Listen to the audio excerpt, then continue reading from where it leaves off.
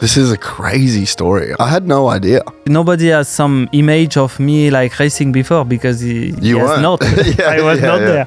I'm not supposed to be where I am today, so it's crazy. There are riders who are expected to become champions. And then there's Romain Febvre, a rider who wasn't even supposed to make it this far. Before the factory rides, before the World Championships, before helping lead Team France to Motocross of Nations glory, Romain was fighting to earn a place in a sport that never promised him anything. And yet somehow, through injuries, setbacks, and years of proving he belonged, he became a two-time MXGP World Champion. What makes Romain's story unique is the path he took to get there, a career nobody saw coming, a rider who overcame moments that could have ended everything, and a champion who did it his own way. This is a story of one of the most unique careers motocross has ever seen. Once again, I'm not supposed to be a motocross rider, I think, at the beginning. And I could have stopped my career like this because I didn't want to do it, and that's it. It's over, finish. And some way, I just felt, I want to race because I like first. Gypsy gang, welcome Romain Febvre to Gypsy Tales.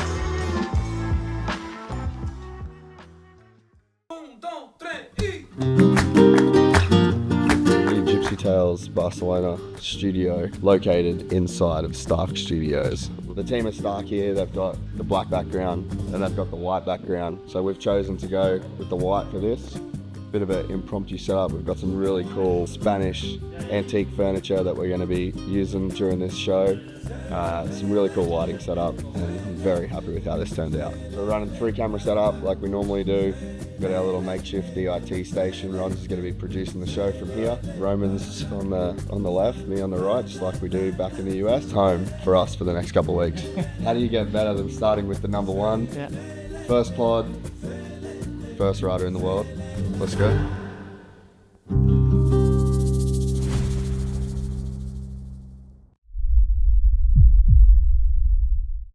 Romain Febvre, just like that, number one rider in the world and the first European Gypsy Tales podcast. So I'm stoked, brother.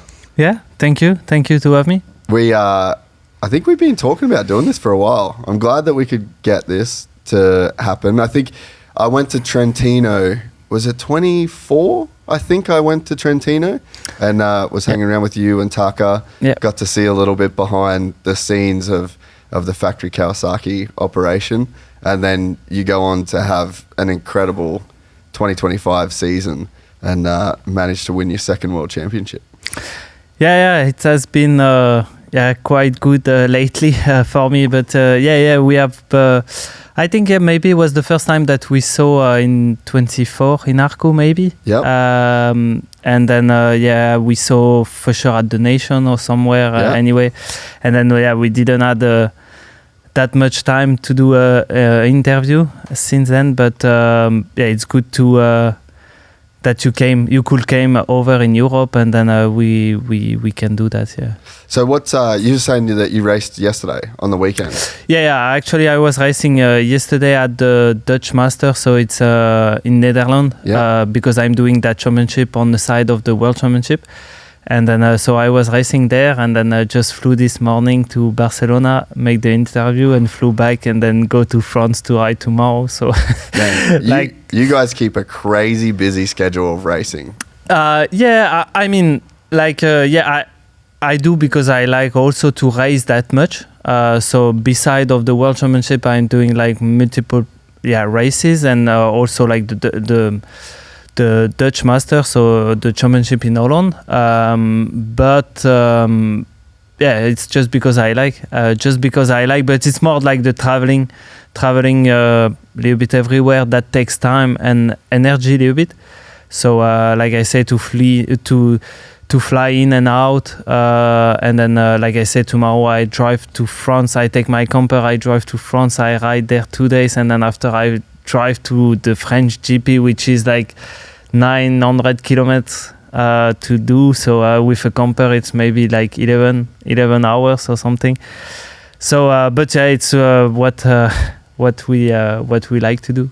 It's one of the big differences between the AMA and the European or the World Championship.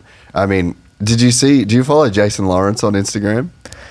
Yeah, not everything. Honestly, I follow like some things, what's going on a little bit, but not everything. He did a post the other day, and he broke down every weekend that Jeffrey has raced this year. And some days he's going racing one place on Saturday and another place on Sunday. But it's one of the differences between the GP guys and the US guys. In the US, there's such a structure. There's each race series, there's 2 weeks off, then the next series, and then it goes into testing and some off-season races like like the Paris Supercross. But you guys have more space between the World Championship. You only really race the World Championship until the end of the year, and then you fill all of these weekends with so many different championships, Dutch Masters, British Championship. It's a thing that sets you guys apart from the US. Yeah, it is. But it's also because in US they have the Supercross and then now the SMX. So actually they are racing a lot as well. Yeah. You know, it's okay. It's just one day event, but still they are there maybe a few days before because they have the press day and this and that. And also, like I say, they have. I think all together, if you combine like Supercross, Motocross, and SMX, they race as much as we do, with the World Championship and the extra races.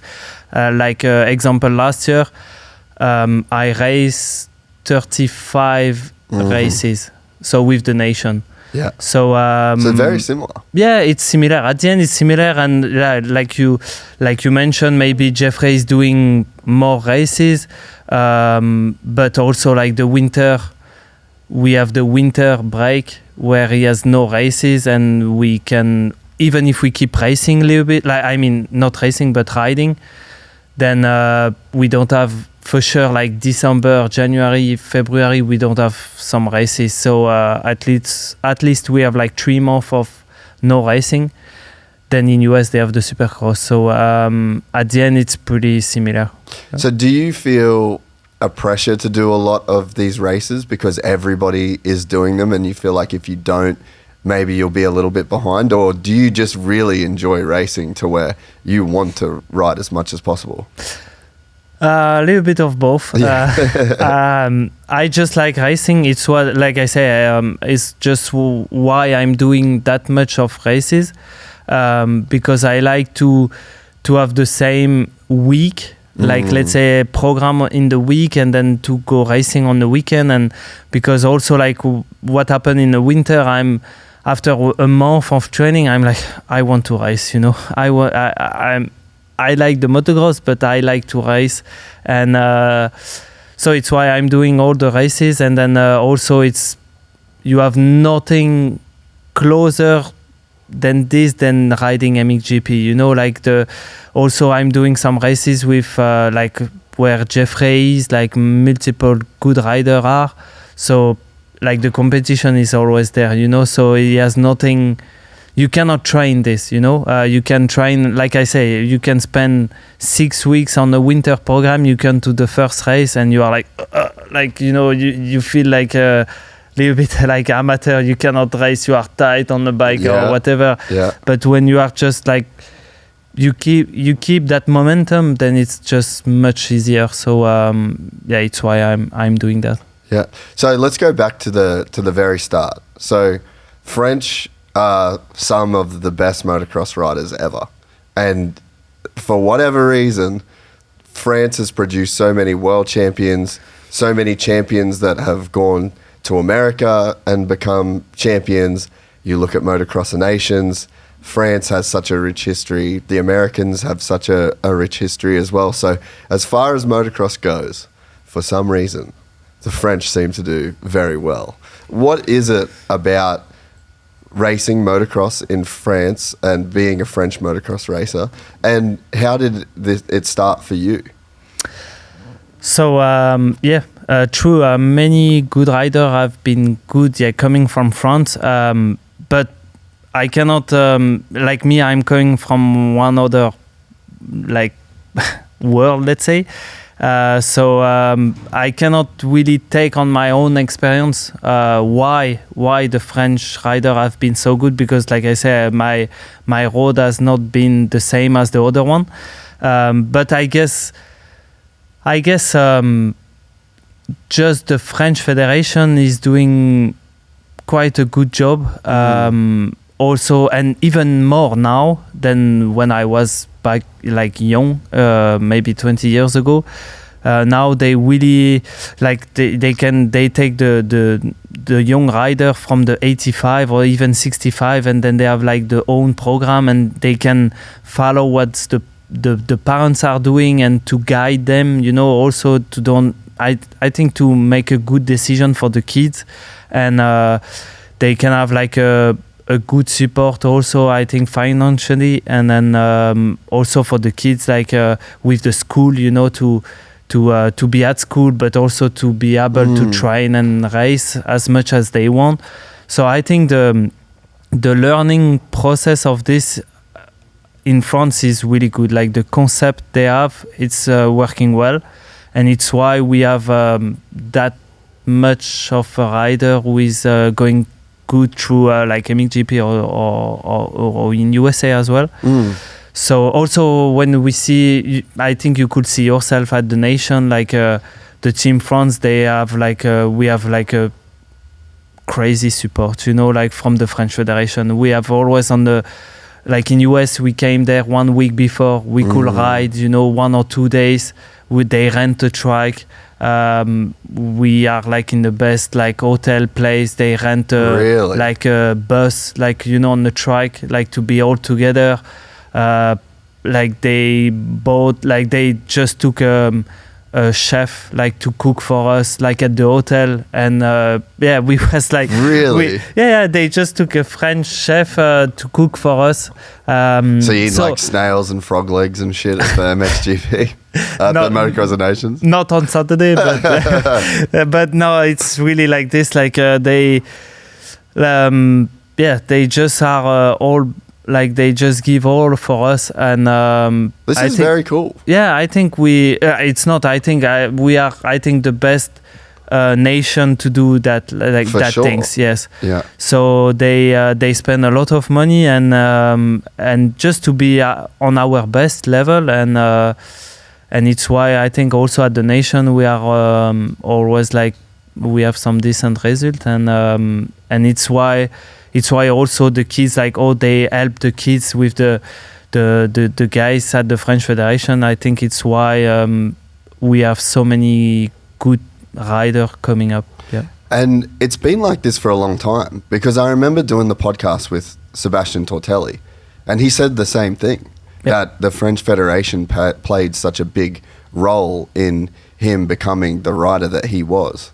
Yeah, it is. Like I say, I think the French Federation has been good since a long time, and like I can see from the last few years that I'm with them from the nation. So nation was with the French Federation.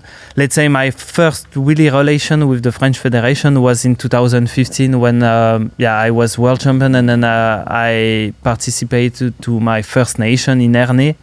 It was really the first time, and then the first time I was like, you know, I just got the first world championship, but I was coming in the nation with the French Federation and all the crew. I was more stressed of the nation than the world championship, you know. I was could see this, like, yeah, you know, like, yes, so many people and this, and so yeah, it's really good. They help us as much as they can, and also, like, again, last year was in US, so for us it's like for all the European nation, it's hard to go there, you know, because the travel, the expenses, the bikes, the everything.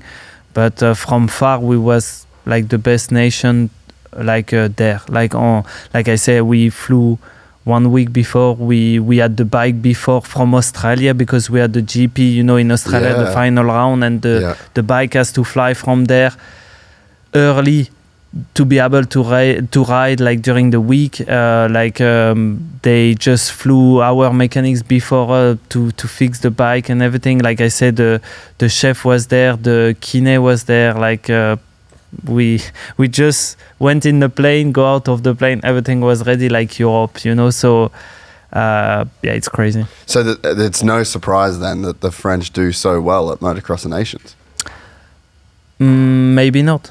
It's very. I never knew that the French went this hard. I mean, I know for Australia it's obviously a much, I guess, maybe smaller country in terms of the racing and the budgets, but I mean, they're doing like raffling jerseys and they're trying to raise money. It's like the Australian team does it on the smallest budget that they possibly can. So when you compare this to the investment that the French Federation makes, but that investment, like I said, Tortelli was a part of this program when he was young. So this has been a very long building program, and it's obviously worked.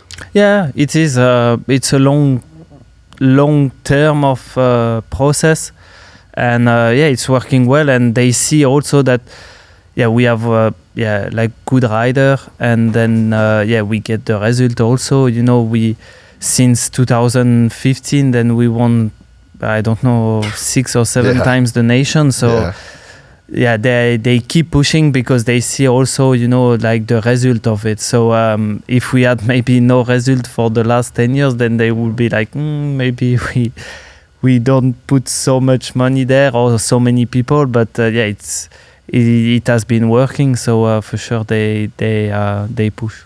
It's funny. I'm thinking, you know, you see some teams in the US like a Star Racing or something, or the early pro circuit era. When you go to that team, you have to win.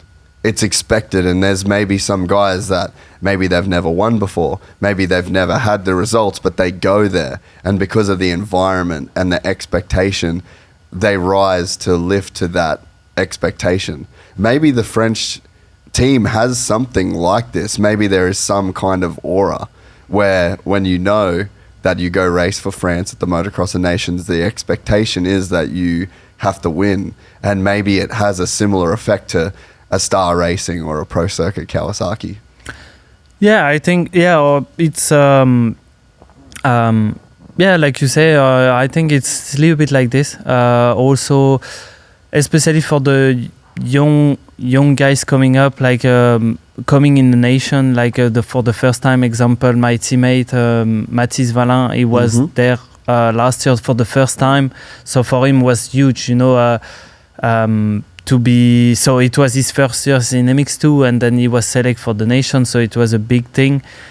He knows how to ride, he's really good, but I think all the management from the French Federation and to be with us also, you know, during the week.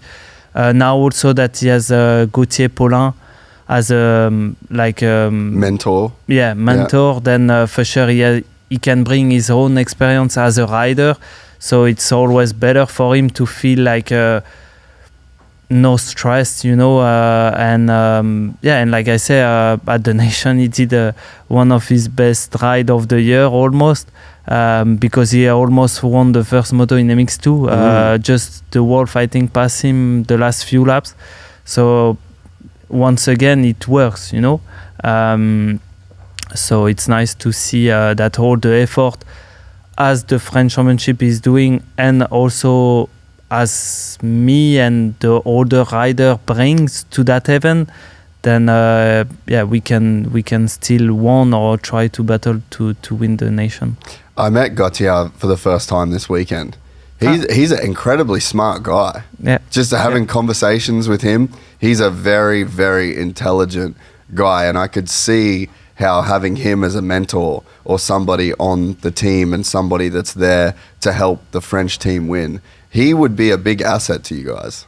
Yeah, he's and also as now he stopped racing, then for sure he changed. You know, it's easier to change in a way and to adapt what the rider needs, and also to speak. You know, to speak and to try to teach a young guy like by his own experience. You know, so I think he's really good at it, and it works. So.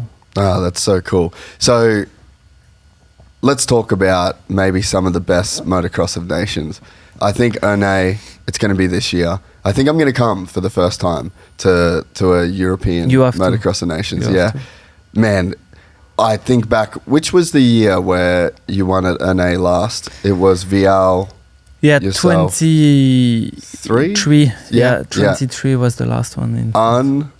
Unbelievable. Yeah. I mean, the French crowd, Yeah. like it kind of almost gives me goosebumps now, and I wasn't even there. Yeah. And I've had, like Nixon Yeah. said, like, dude, that place, they had all of the fences, and they were standing behind the fences near the stage, kind of where the podium, and they basically were like, we need to leave, because they're gonna crash these fences down, and we're gonna die. But he just said that the vibe and the atmosphere, and then for France to just completely dominate this race, I mean, that must be such a almost like a addictive, like peak experience in life to be able to experience this as a French racer. Yeah, it's crazy. The atmosphere at the nation, and at the French, to be French, and at the French nation, like it's just crazy. Like you say, it's addictive. You know, when you leave that, you want to be like every weekend like this. So 15 was already something crazy to me because it was the same thing then, huh? Yeah, and I was just new, new. I just won the World Championship, but also at the same time I was like my name just pop off, and then I just went there, won both Moto, and then the crowd was crazy, and I was like, remember to be on the podium, and I was like, Gautier, at the time we was still racing to each other, He was with Honda, and on the podium he said, like, you did something crazy, you won both races at the nation, you grabbed the world title, and I was just on the stage and not like nothing happened, and then we just go there, and then the fans were amazing, and it's where I realized, like, I did something great, Gives me goosebumps, bro, to hear this. So to leave that again in 23, I was like crazy. Also to win the first Moto, because to win at the nation, like as a team, it's something, but to win a Moto, it's even higher. So to have won the first Moto there, I was like, we have a good shot to win the nation, but also as a rider, you have nothing like this. Also last year to win the GP there in France in Ernée, just the atmosphere, it's just crazy. So I hope you will come end of the year, because for sure it's gonna be crazy. So what do you remember from 2015, those motos gone 1-1?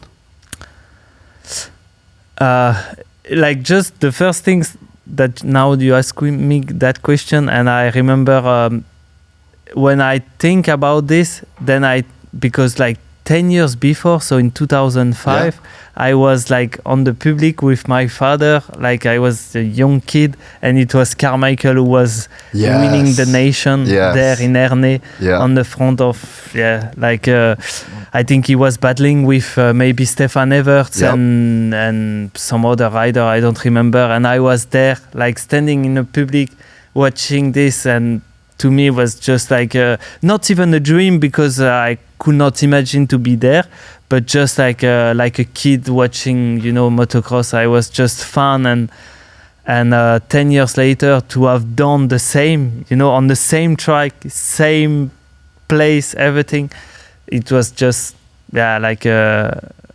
just a dream, like even more than this, I didn't expect. So it's something crazy. Because that is a thing, right? You can spend your life dreaming for something, and you can work towards those dreams. But then you can also do things in life that you couldn't have ever even dreamed of. And it just becomes this almost like a grand surprise that you wouldn't have even saw for yourself in your future. Yeah, it is. It is for many things, in life. Like to be... I always like to ride motocross, because I'm speaking about me, because this is my story. But like I think at the beginning, I was good at it. I want to be better, like not maybe world champion, because the expectation as a kid, it's you don't know where to go and everything. You just want to be good on what you are doing, and I think my life was not supposed to be like this. Don't supposed to be a motocross racer, because I was at school late, because my parents want that I study a little bit, and then the plan was to take my father shop back, because he has like a car shop to fix car, and that was the plan until 19 years old. I was going for that plan, so I did it really late, and then so I even stopped motocross. I was doing SuperMoto, and then just in one winter like this, I said, oh no, just SuperMoto. I'm just boring a little bit. I don't want to race SuperMoto, but I was just doing it for fun, and I was like, I want to race again motocross. So we say with one friend who was doing my bike, and then my father, we say, okay, we go for motocross again. We're gonna do like just national races, and then maybe the French championship, and then it started like this. And in 2 years I was European champion. Year after, 3 years I was on the World Championship, and then so I start again 2020, and then 2025 I was World Champion in MXGP. So in 5 years. So my life didn't supposed to be like this, I guess, but like you say, sometimes you don't expect anything, and you are just good at it, and it's coming really fast, and here we are. Unbelievable. So let's go back to the very start then. So what's your first memory of a motocross bike? When I started, I remember because I have some images of this also with my father. So just, I even also didn't know where I really start. At 3 years old, I for my birthday, I got a bike from my father, and because I asked it also, but I don't know where it came from, because my family has not in the motocross industry, or even not in any kind of sport. My brother or sister was not doing anything really special, so I just asked a bike. Luckily for me, I got a bike, and then I just ride behind my garden for maybe 2 years, and then after I went to, luckily also on my village, we had like outside of my village has a motocross track, which my father, I think, bring me there at around 6 to take to be with one guys to learn me a little bit better the bikes and on a real motocross track. And then that's how I started. Do you remember any of those early days? It was like long time ago with a 60 KX. Yeah. So I start with a 50 PW. Yeah. And then straight on with the 60. It was not even 65 at that time. Yeah. 60 KX. And then that's where I really start on the proper motocross track. So that I see, and I was doing I have some images like this, jumping from not high, but already one hand, 2 foot, making as a kid, I was just enjoying. And so you were just one of those kids that you come home from school, put on your helmet, and just rode your bike. More or less, yeah. Because, like I say, my parents was like, you need to be at school first, and then you do your things after. So I was coming from school and then doing my homework, and then after I could do a little bit some bicycle or some motocross. But like I say, my father and mother was working almost I don't know, maybe 5.5 or 6 days a week, and then they just had the Sunday free. So till long time I could just ride the Sunday, and that's all. You don't remember what influenced you to want to race motocross or want to even like bikes?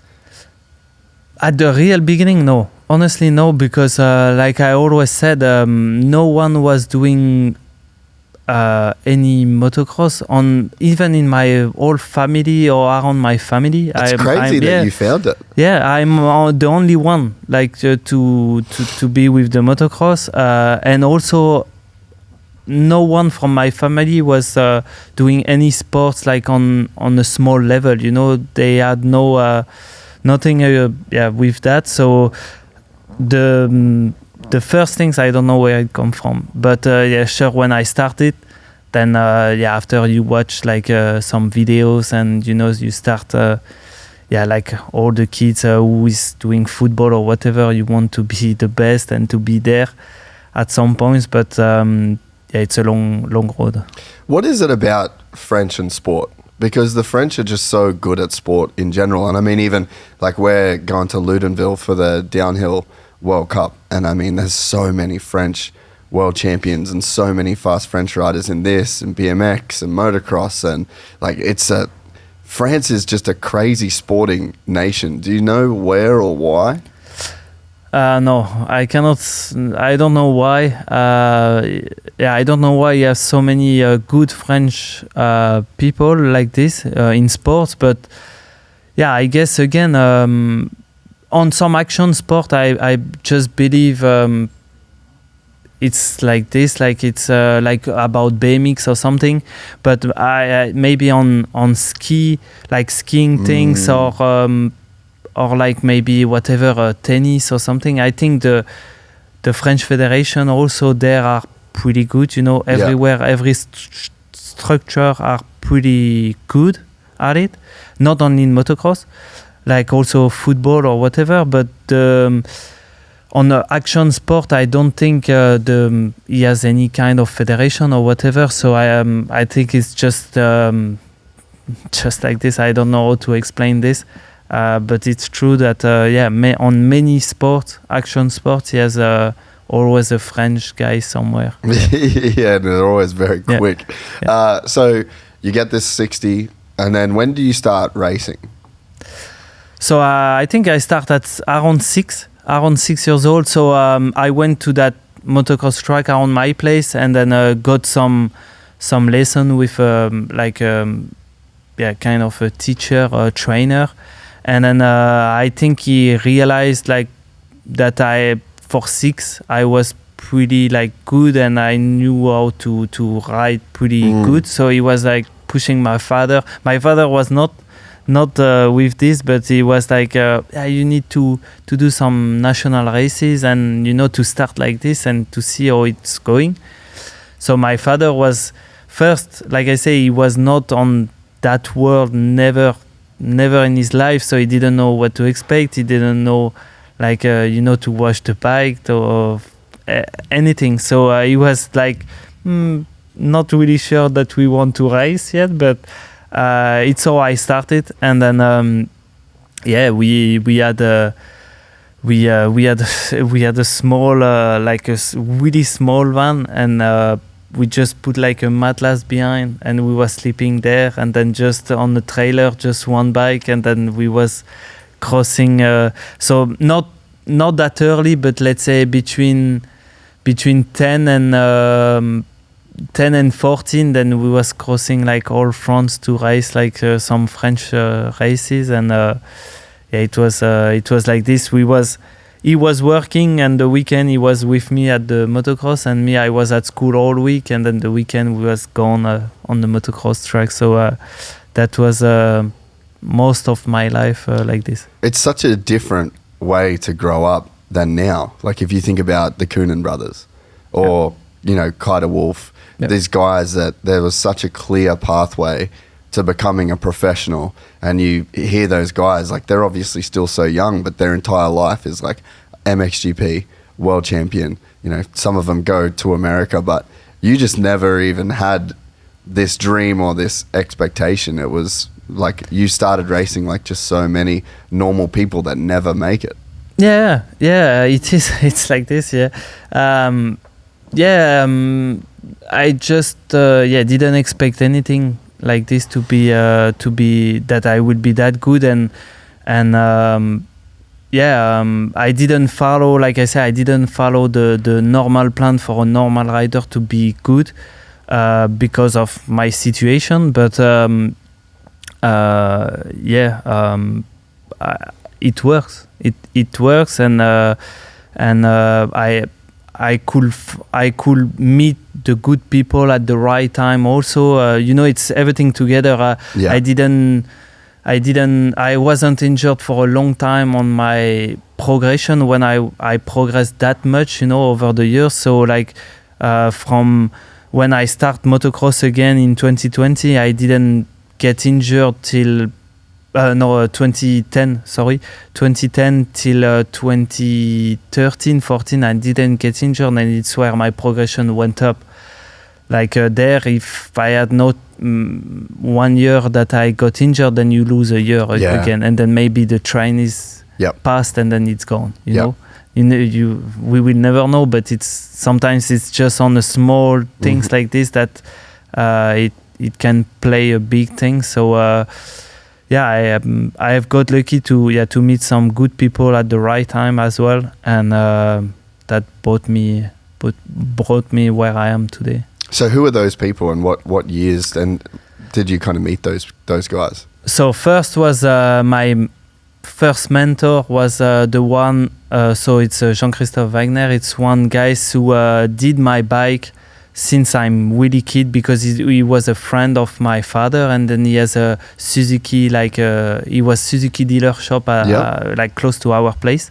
So he helped me with the bikes since almost the beginning till even over my SuperMoto time till the European Championship. So till that time, so in 2011, then he helped me with the bikes, and then it was my mentor, and he was like he was doing Dakar Rally back in the days, and he was official Suzuki, so he was like a good rider as well, and he knew like many people on the motocross thing. So he helped me a lot with that, and then it's one guy that I always trust even now, and when I need to take some good decision like for my future or whatever for my career, then I always call with him and say what you think also, because it matters to me. So that was my first mentor, and then after the European Championship, then I met my second, let's say, big things was to go on Jackie Martin's team. Yep. So that was support with KTM before, and then in 2014 they was with Husqvarna. So it was the first year of Husqvarna who came back with KTM. So that was, let's say, the second time in my career that I had like a big progression, because I had to move to Belgium before I wasn't. So it was like the first time that I got into a team with a trainer, with a mechanic, with like race practice mechanic, with everything, So I just had to stay there, practice, like eat, sleep, practice, and again. Yeah. So for me, it was a big change, like a big relief also, because I didn't have to think about anything else, just race and train.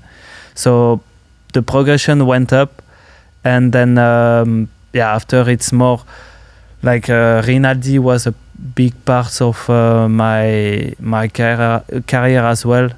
Michele, because I like the person. I still, even if we are not together, every time we see each other, we speak, and that was a big also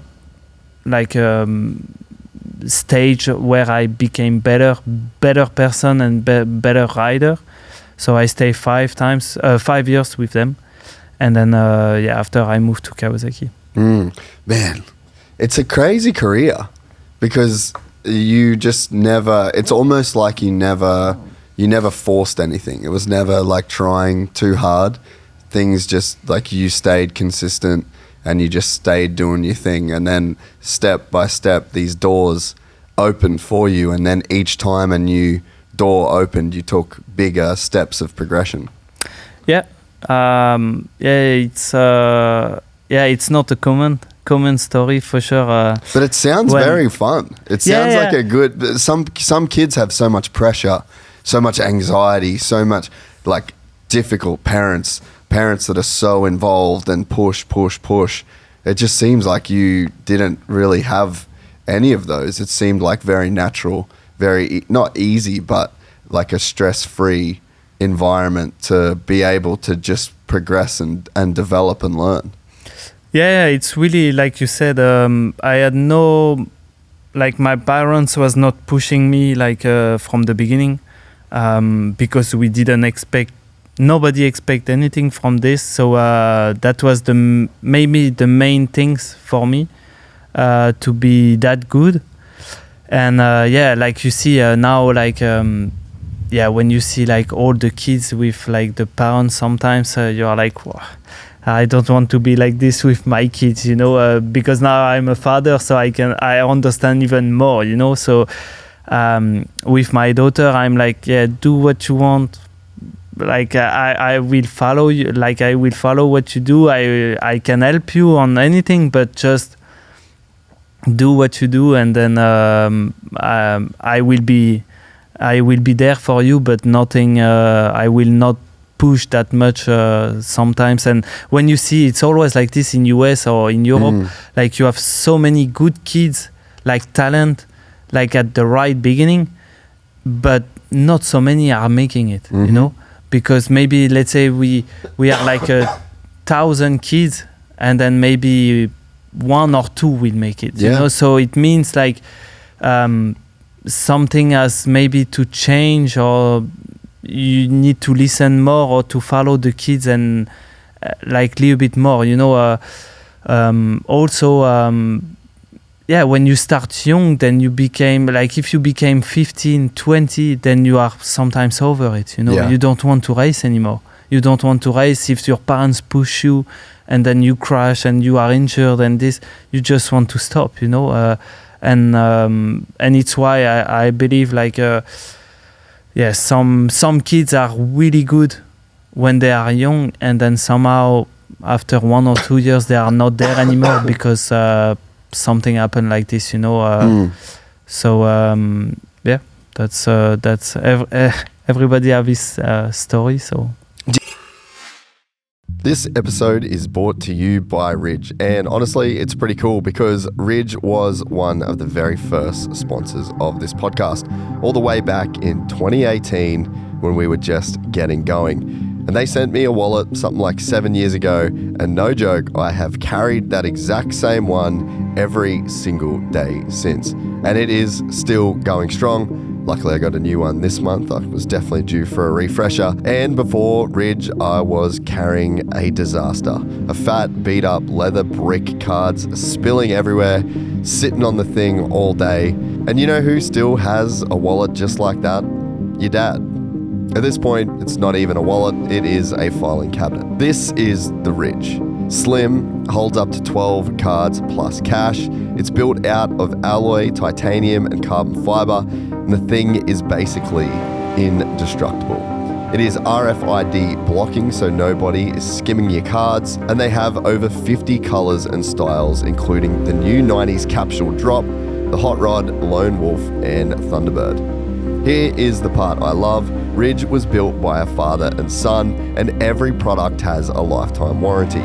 This is literally the last wallet you or your old man will ever have to buy. Over 100,000 5-star reviews back that up.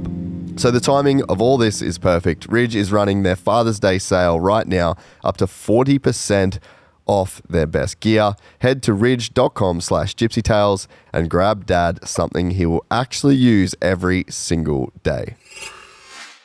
Do you think that now, well, I mean, you're proof of this because you're still competitive. You won the World Championship last year, but you look and now it's like, has the level gotten to be so high that you need to be so focused from so young? Or do you think that somebody could still live your path and become great? No, I still believe it's possible. Yeah, anytime.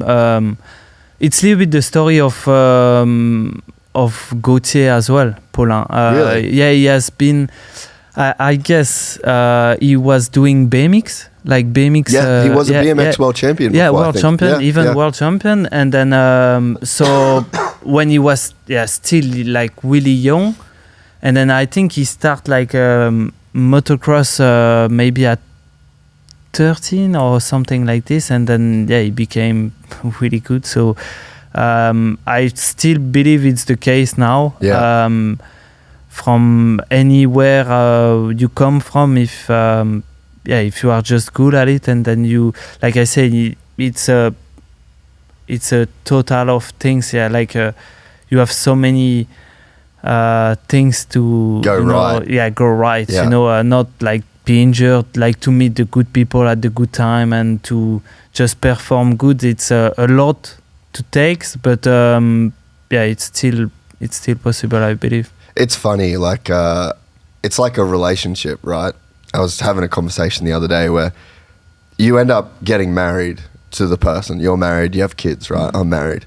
I'm not married. Oh, you're not married yet? Oh, but you have your wife, your partner, your kids. Okay. Soon. No. Soon. That's not one the day. plan. All right. No. So you have a relationship. Yeah. But you end up having the person that you end up being with, right? Yeah. And it's like you have so many people before that it just doesn't work out, right? And it's almost like the person that you end up being with, it just couldn't have been any other way. No matter what happened. And it's not like it's easy, but it just happens. And when you hear your story, it's like you were always going to be this.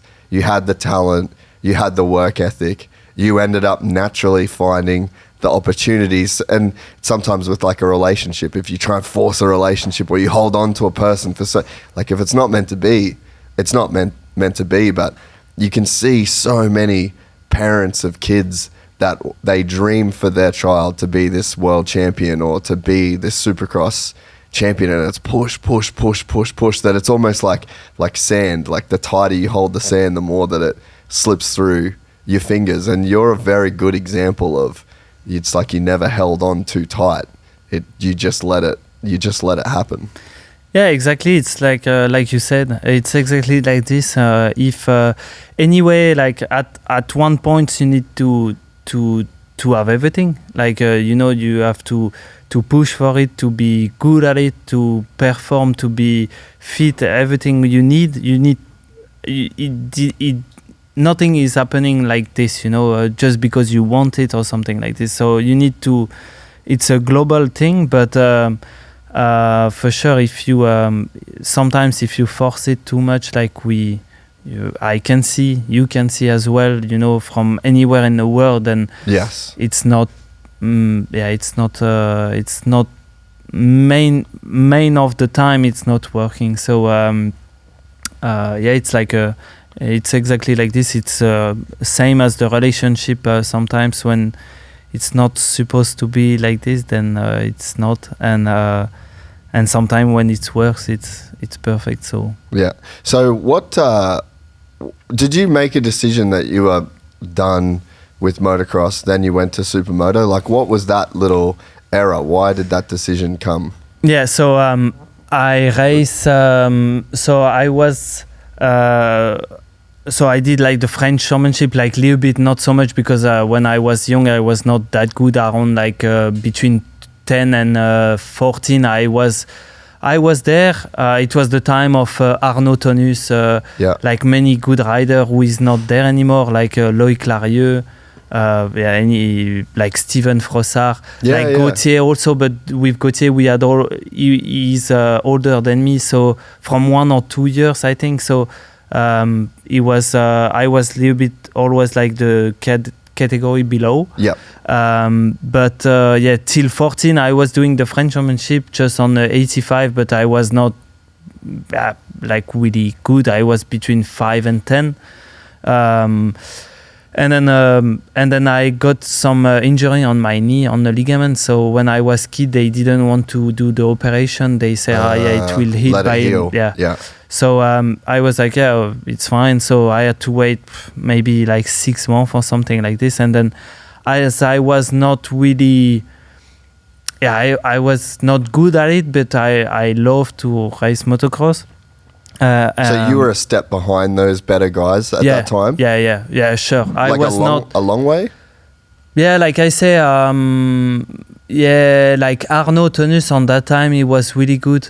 He was doing the French championship. He was most of, like top 3, something like this, or winning. Loïc Larieux was there, like some other that I forget. Yeah, Gautier was there also. Valentin Tellier, like many good French rider and good rider who was doing the European Championship as well. But me, like I said, I was maybe my best place was 5th, and then but I was more like 8, 10, or even lower. So I mean, I knew how to ride, but I was not that good, you know. So I even when I was young, maybe like 13, 14, I tried to enter the French Federation, you know, to be. So like I say, the French Federation, when they select some rider, then they can you can do the home school and, you know, train and this and that. So you have some help from them, and I try, I think, once or twice to enter that thing, but I was always not qualifying because I was not good enough.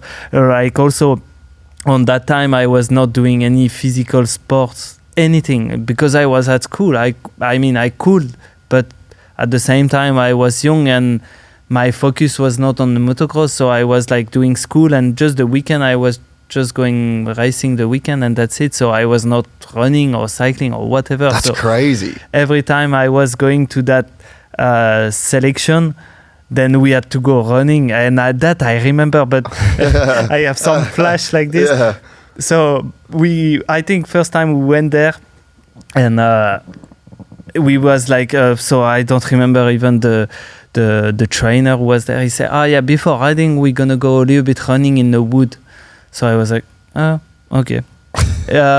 So everybody have the shoes and everything, and I had nothing. So I was like, "Yeah, I don't care. I go running like this." And actually, I had to stop running in the wood because I could not just. I like they was running too fast, and I was like just over.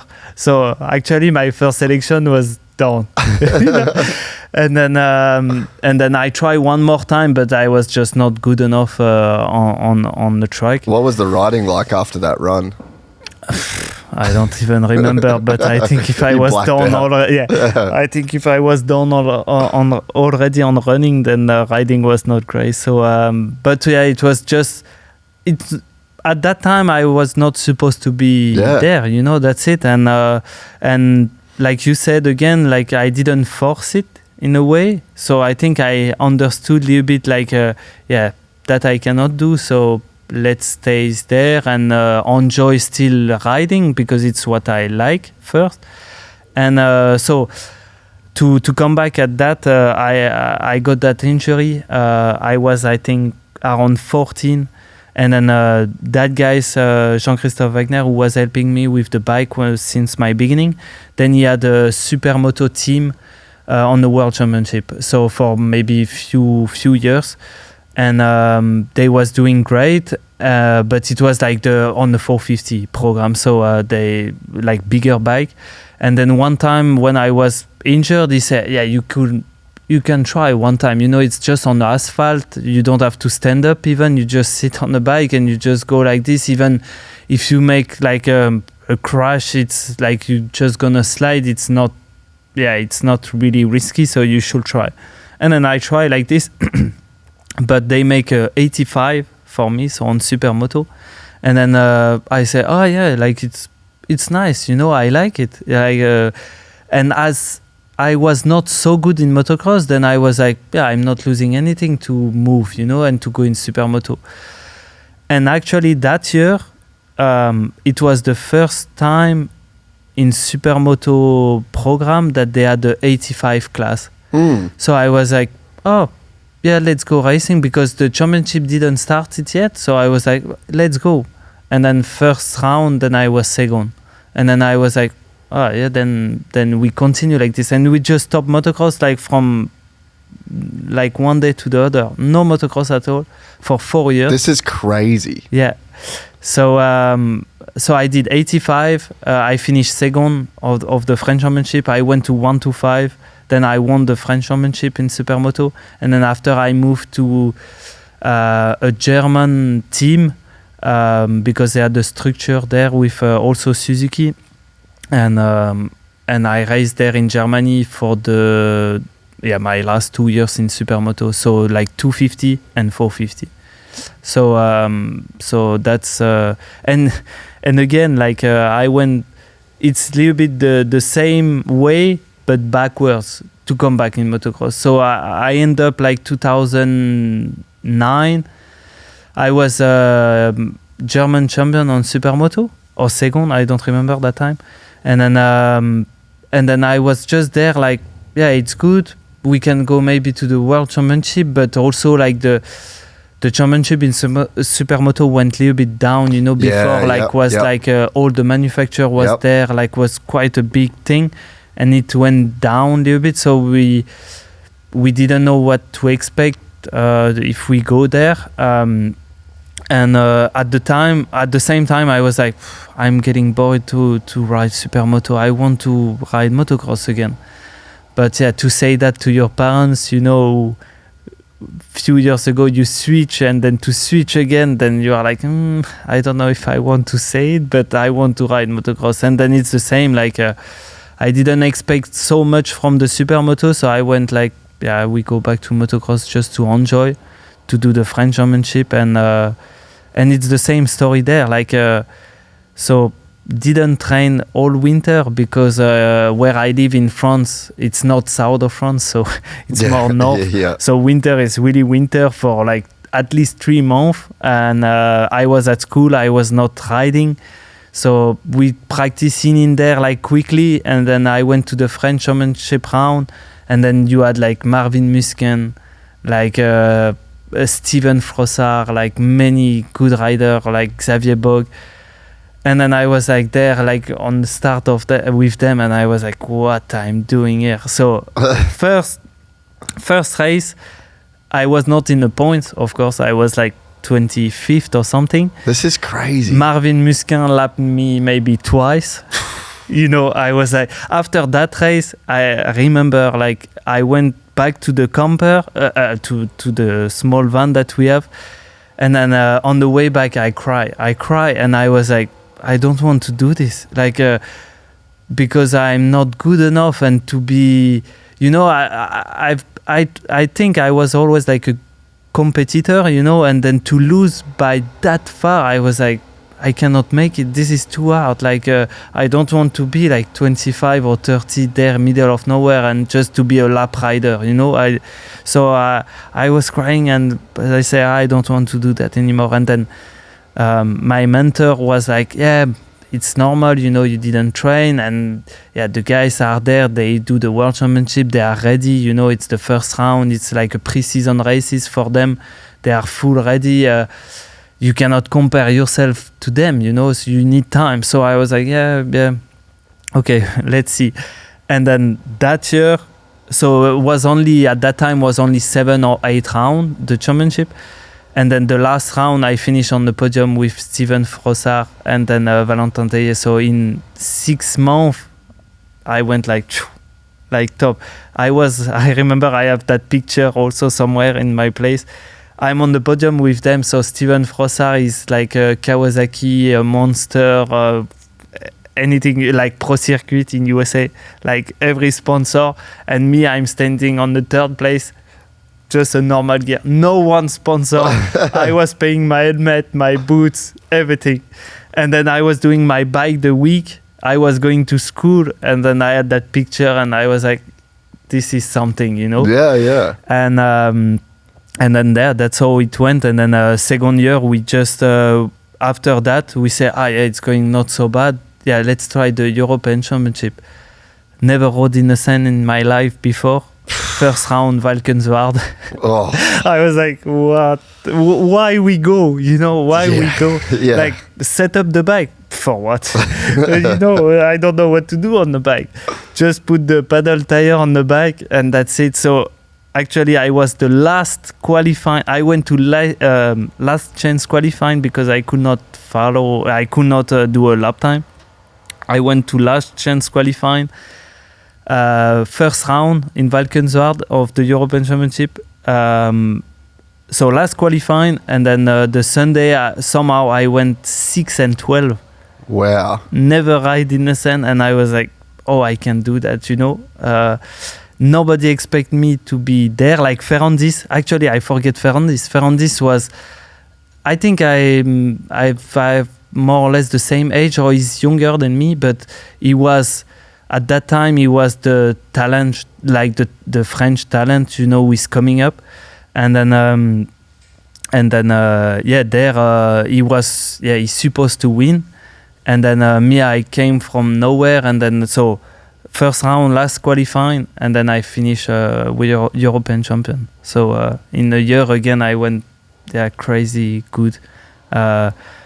So actually from the second round that year, I won the round. It was in French, and I won the round. I went like 2-1 or 1-2, and then won the races. So I was like, now from that time I knew like if I keep going like this, then something can happen. But I didn't expect that, but I knew like maybe I can make it to the World Championship. This is a crazy story. I had no idea. Yeah. But also, like, nobody has some image of me like racing before, because I was not there. So that's Dude, that's SuperMoto and Valkenswaard, maybe the most far apart thing possible for a two wheels. Sure. Yeah, and Valkenswaard, if you know, like, it's sand, it's hard, and like I said, I never rode in my life in the sand before. Not that sand for sure.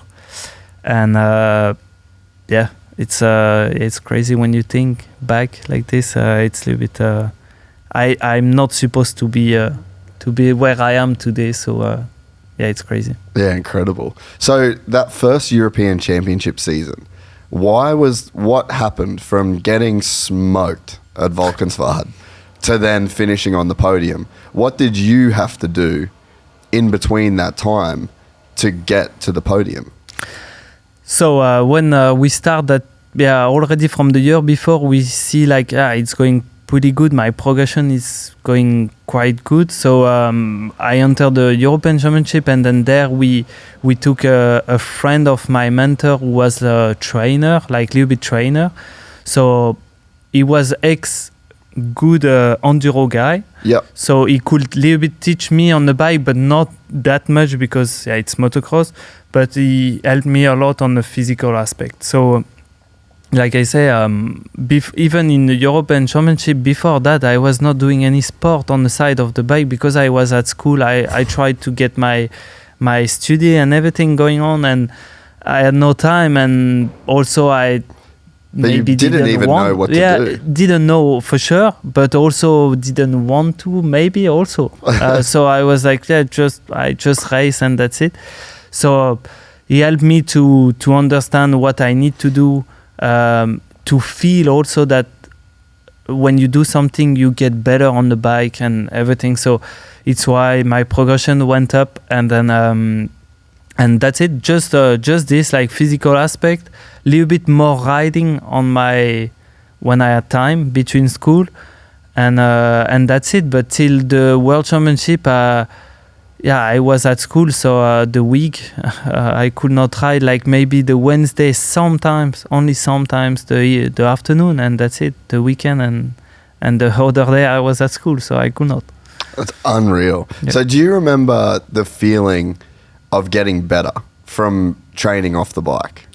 Yeah, I could remember how everything gets easier, but just not only like to train physically, but also just to be able to ride a little bit more, to avoid like heart pump example, because that's the first things when you don't ride, then you get heart pump, so that gets away a little bit, and then to get a little bit stronger, to work on the technique on the bike as well, because I never did that before and I had no one to tell me something, so to have someone on the side like this was helpful because I had to learn everything. And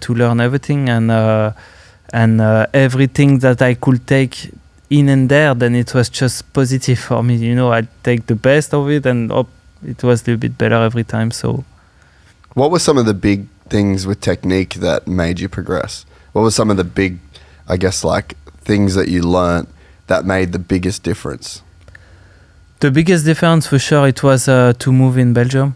It was a little bit later in my career, but when I moved to Jackie Martens, that was the best things of what it could happen to me for motocross.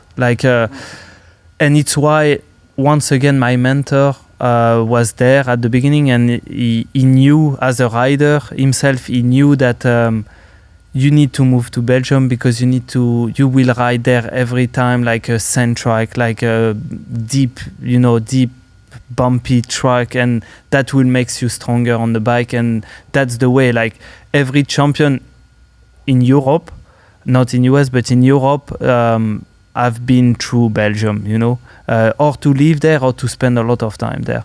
So the biggest things in my career from all time, it was to move in Belgium and to start riding in the sand, to get stronger, because when you ride in the sand, it's so much more physical than you just get stronger. So after, when you go on the hard pack track, it feels so much easier,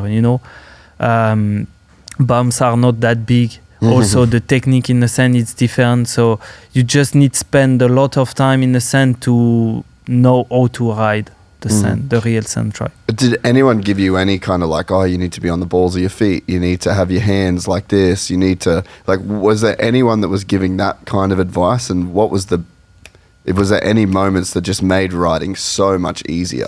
Yeah, like when I enter like the Jackie Martens team, then we had the trainer was Werner de Witt. It was like a old motocross, Belgium guy riding GPs and stuff. And then at that time, so he was doing the physical and then the technique on the bike. So first time ever, also I had a real trainer, full time with us. So that was the main progress. And then how to ride the sand, because like I say, before I didn't really ride it. So but yeah, you just need to spend a lot of time in the sand, and then you will correct what you need to, also to set up, handlebar or position on the bike, or even suspension. You just need to ride, and you will feel it, But yeah, it teach me, a lot of things, like you say, like to be your toes, like on the foot pegs, like quite back. Also to don't use so much brake, in the sand. Just to shift, like also I was riding a little bit like too high on the RPM, and then he said, you need to shift to get the torque, out from the bike and everything. And also physically I learned almost everything with him the first year. So that was definitely the one main point of my progression. So at what point did you even think about becoming a world champion? I think once again, when I enter in Jackie Martens team, then I was like, I have a good team. They had a good result before. Jake Nichols was my teammate that year, and actually that was also one. That was I had some other good teammates, but that was my first teammates and still friends now. Like we had a really good relationship, and that helped me to grow also. And I saw his result the year before. He was third, I think, in MX2. So I was like, team is good, the bike is good, because the KTM, as now it's a good bike in Europe on MX2. So I had I had all the tools to be the champion. I didn't expect to be champion, but I had all the tools to be there, But I knew that I had to learn. I was young, and I didn't expect to win for sure. But there I felt like, now I enter like a group of people that can maybe make it. And again, like so the year before I did just 1 year on 2000 before to enter Jackie Martens team in 2013. Then 2012 I did 1 year of World Championship with a German team, but just like European races. And then also my progression was pretty good, but I was always around 10, kind of, 10. And then when I spent the winter with Jackie Martens, then I came first round, went directly on the podium, like in Qatar. And second round, it was in Thailand, and I finished second behind Jeffrey Herlings. And I battled with him first moto, and just like this. So at that time, I said, if you do everything right, you can win. I mean, I can, not maybe the championship, but I say I'm on the good road to the success. Yeah. And so for you, it was really just one step at a time. Like so you never really looked too far down the field. It was like, I can get on the podium, maybe I can make a win. And it was just a very, very small gains in your career. Yeah, always. At that time, yes, because I felt like also, I progress, it can be a little bit the same, but going down, if you get injured or something like this. So I didn't want first to get injured, so I was taking my time. I was not rushing things. I was not overriding myself. Somehow I was not used to it, but I could manage myself and my emotion pretty good. So that was the reason that I had such a good progression on a short time. And and that's it. So it's good. It's good to see the progression. Also, when you see by the result and the people around you, because also to get on, many times when I get to a new team, I was not the first rider on the paper. I was always like second rider coming up, or just not the one. The main focus. Yeah, the main focus. Yeah. So that helped me also in a way to still progress, and not to be on the radar a little bit, not to be like like Febvre is coming up or something like this. It was always one rider on the top of me. No one expected, but at the end I was better than most of my teammates, but which I don't really care, but because the goal after it was just to be champion, so I don't care about the teammates or something, but it did take a bit of pressure off. You were never the guy that everyone was looking at, so you got to just kind of like work away in the background, and it was almost like there wasn't that much attention, that much pressure. Till my World Championship, I had always like let's say a better guy, or no one was expecting me to be good.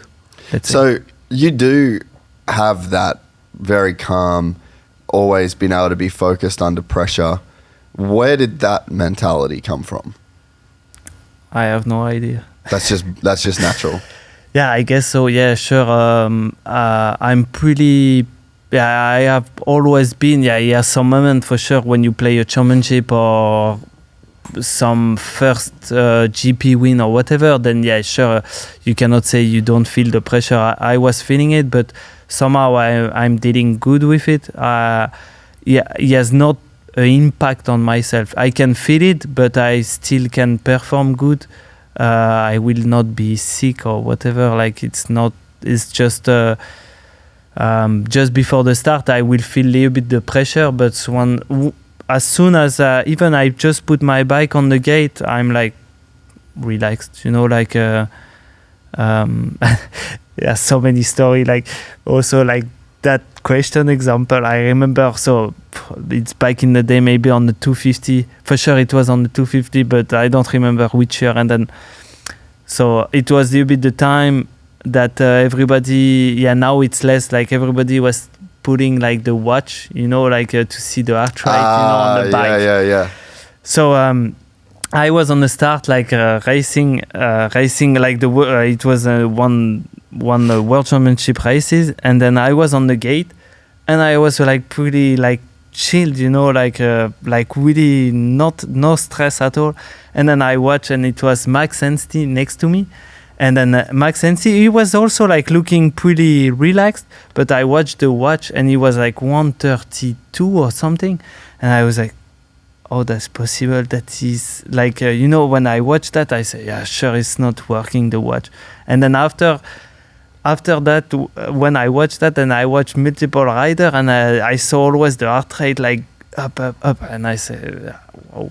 Like they're nervous. They are already in the racing, you know. Yeah. So I have been always pretty relaxed behind the gate or on the track. So that's come just like this. I cannot explain. What would your heart rate be on the gate, you think?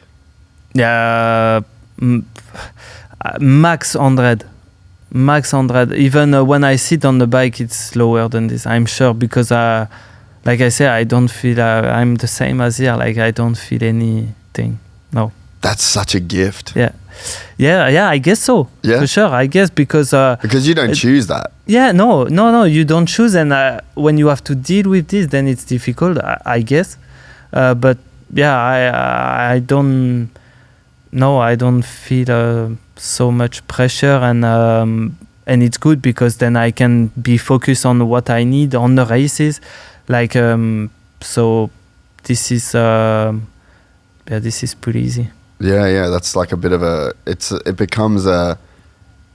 becomes as important as fitness in a sense. Like you can have such good fitness and then that can help you get results, but also just to be so calm and present and able to make good decisions in the moment. I mean, it's almost a part of talent in a way. Yeah, and you can see also like so many riders are good at practice. Example, like so many good riders, and then sometimes I go to a practice session, even maybe last week, and then you are like some rider that they are much faster than you on practice, and then you are like, yeah, but what I'm doing today, they're like I try, and then I say to my mechanic, yeah, I try, but I'm not. I feel I'm not. I don't have that speed like to go that fast. And then on the race they are like 10, 12 and 15 and you are like, yeah, but what they are doing, so like and many people are like this, like so good on practice, they come to a race and they cannot perform because I believe they stress or they cannot feel good on the races, they don't make the good decision, for lines or whatever, and they just not, they are not good as practice. No, and it's so true. I mean, I've seen people before, and you see it almost at every track. Yeah, but even now, like even in the years, I guess in US it's the same on the practice track. Like I'm not there, I cannot judge, and I don't want to judge. It's not my thing. But like you can, what the sounds that sometimes we have, like over the winter example, like we have like, Sexton is going so fast, like he's killing it, and then someone else, like some other rider, and then sometimes they come to the race and then they are not there anymore, but on practice they can go so fast. It's just an example. I say Sexton because it's what you guys hear. Like we can hear from here, but like I say, I cannot judge. But it's the same here. Like sometimes on the practice track, you see some guys that they are not even racing GP, they are riding good, and then on the weekend they are nowhere. I mean, you go back to Salt Lake City, Cole Davies qualified 6th or 7th in his own East class, so then he's way back. And then beats Deegan for the win. Just to elevate so much in such a short period of time. And I saw that when we were at Star and we shot the video with him. And dude, he got smoked by everyone. He stayed out the track. He was like trying to get a lap, was blowing everything out, was like screaming in his helmet, was so frustrated. And then went to the race and it was him and Deegan just up the top. And it's just like, how does one guy elevate that much? But maybe there's something where with those true competitors that you need competition to actually bring the best out of you. You can't get the best out of yourself on a practice track because really nothing matters at the practice track. Yeah, it is. Exactly right. Practice is practice. You need to, for sure. But it makes... it's always like I have learned that like through my career, like it's not on practice that you will win races. So you can be as good as you want on practice. When it comes the weekend, it's the time to shine. It's there. And nobody... If you win the race, nobody care of... It's my... thing, like always, if you win or if you have good result, nobody cares of what you are doing around, you know. Let's say even if you are not like riding, you know. But take example, the guys who wins, like he goes to US, like he wins every race, but he's not doing anything. Nobody cares. No one cares what Deegan does. Yeah. He just wins. So and I guess they do more or less the same things, you know. And we also like we are not training like in US, like the Star Racing example. They all train, looks like they all train together and everything. They share everything. Us, we can share like with some rider, but we are more like we just go on our own. Because or we are different trainer or we want to ride different tracks or whatever. But at the end of the day, we are doing... Most of the guys are doing the same things, you know, motos, training on the side of the bike, and that's it. And then, like I say, you can do whatever you want. If you win the weekend, nobody cares. So. Yeah. And I think that there's something as well about the ego of practicing. So when you're at a practice track and, you know, you might have some of your competition and they care to be the man at practice. They don't want to ever see anybody not do well. And that same ego is maybe what would prevent them, maybe makes a bad day worse or makes a good day too much better in their mind, that when they get to the racing. So let's say there's a guy, you're out at Lommel and he's smoking you on practice. And then he thinks he carries that with himself all week, like, oh, I fucking smoke Febrve the whole.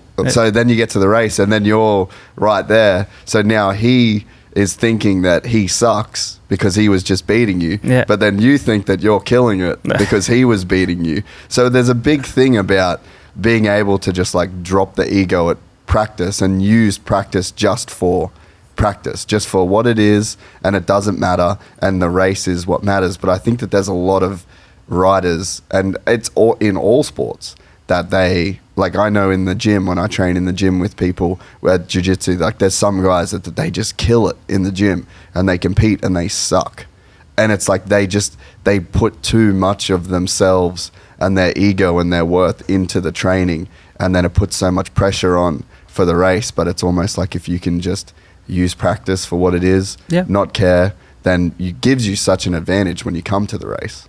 Exactly. On any kind of sport, it's like this. You just, like you said, you just need to use practice as much better for yourself and to get better. And if you are not, it's always the same, because you can always, us, as a motocross rider, we can practice, and sometimes we can be alone on the track, and then we had a really good practice, everything went well, and that's it, we feel good. And if someone is there faster, then sometimes like people say, oh yeah, but you know, like even if you have a good practice but you are not the fastest, then you are like, yeah, I'm not the fastest, it was not good practice or whatever. But at the end, if you was alone, you did exactly the same. You are happy, you go home, you are like, yeah, I'm confident, I feel good and everything. So that you have to learn as well. You have to learn through your career that, sometimes, like you say, exactly, like you need to train, you need to find a way to get better, but don't rush things on practice, mainly on practice, you know. And like we spoke before, some guys are really good on practice and some on racing, and that's the way. That's some they cannot really explain it, or they put too much pressure on themselves and they cannot perform good the good day. Yeah. So what was your big breakout year in the World Championship, do you think? To say, I think when I moved to Kawasaki, like moving to Kawasaki gave me like a new start, and then what year was this? 2020. Yeah, but you won the World Championship in 2015 though. Yeah. So what led to that championship, do you think? Like what changed in you that got you to that point, like even before Kawasaki? Yeah, I don't know. Just like I say, I didn't expect so much. Also that year, 2015, I came like new there in the class, new team, new bike, and then I just didn't expect anything, just to get better. And yeah, I was pretty good. Like after maybe 5 rounds or 6 rounds, then I start to win, and then yeah, I felt like I can make it, you know. But once again, I was a little bit under the radar because my teammate was Jeremy van der Obeck. Yeah, he just finished vice world champion the year before, so for sure, like most of the team was behind him, like to go for the title. And me, I was like there making my road, you know, up, and then getting better. And then yeah, when I start winning, then then after I win many GP in a row. And then also like Keroli got injured. He was, I think, leading at that point. And then I was like now I have a good shot at the championship, but it was still a long way to go. I was fighting with Gautier once again, and to finish the season like this was was just a dream. But it once again it came so fast, you know, when you feel that emotion, that feeling, you know, that you have done it, you know, you make it, then you just want this again and again and again, you know. So but you know, against with the experience, that it's not like this every year, you know, you're gonna lose some and win some, but once you reach that thing, then you want this every time, you know, every year, every races, you want to touch that feeling of winning and to be just good at what you are doing. So what made you step up to the 450? My age. So you aged out. Yeah, I start like once again a little bit too late my career, and then my age. So I wanted to stay in MX2. Yeah. Actually, little bit longer because I was starting to be good. I end up like 2014, my last year in MX2, 3rd overall in the championship. So I was like, now I start to be good and I can have a shot maybe at the championship. But my age, I turned 23 and then I need to move up. I consider to go in US at that time. Oh, really? With my agent, we have planned actually was quite far, like advanced to go there, because we didn't find like a really good team at that time to go on the 450 for the next year. So I was like, maybe if I want to still race 250, my only solution is to go in US. But I never rode Supercross before, so I was like, this is a big challenge. And then at that time we came to a close agreement with KTM Troily Design at that time. Really? Yeah. So that would have been Tyler Keefe was running it back then, yeah? Yes. Really? Yeah. Who was your agent? Gérard Valla. Okay. He still is. Yeah. And it's the agent to bring Brian Moreau in US as well there. And we was like the deal was good to me, like the house was sold, like everything was really so you were so close. It was close. Like actually it was a last moment change because I was going for it, like also with my girlfriend we spoke about it, and it was big change because you just go in US with 2 bags and you start your life again, you know. So I was like, this this is challenging, but let's say I was more or less ready. And then last moment, like Yamaha came, Rinaldi, they came to me really last moment, and they say, yeah, we have a place. We give you this, and that's it. You take it or not. And I was like, last moment, I was like, yeah, let's go. Let's stay here, and because the main things was the Supercross. To learn Supercross at 23, I knew it's gonna be difficult. So I didn't want to risk everything, because I was also like not like, let's say, nobody here. Even if I had like, I start my career in MX2 pretty good, but I just started. So if I went to US, did not so good there, and come back, then you start from the bottom again. Yeah. So I was like, yeah, don't break it, and then try to make it on MXGP. And then I knew with Rinaldi, with the good team, then we're gonna sort the bike out for me, and then it will be easier. Yeah. So what year did you get on Monster? 2014, right? Monster, no, 15 when I got World Championship. Just before the World Championship, then we make an agreement with Monster, and then they make an agreement with Yamaha as well for the next. I think they didn't stop. Yeah, because I think Nixon told me that you were one of the first guys that he ever signed, I think, to it's Monster. Possible. Yeah, it's possible. Yeah. At that time, in Europe was Jamie Coppins, who was working for Monster. And then, after Libby and Aaron, I knew him, maybe 2015, somewhere there. He was there already with, for sure, with Mitch and maybe Dave already, somewhere. Yeah. That's crazy. They timed it right. Yes. It's... once again, when I arrive here at the studio, then...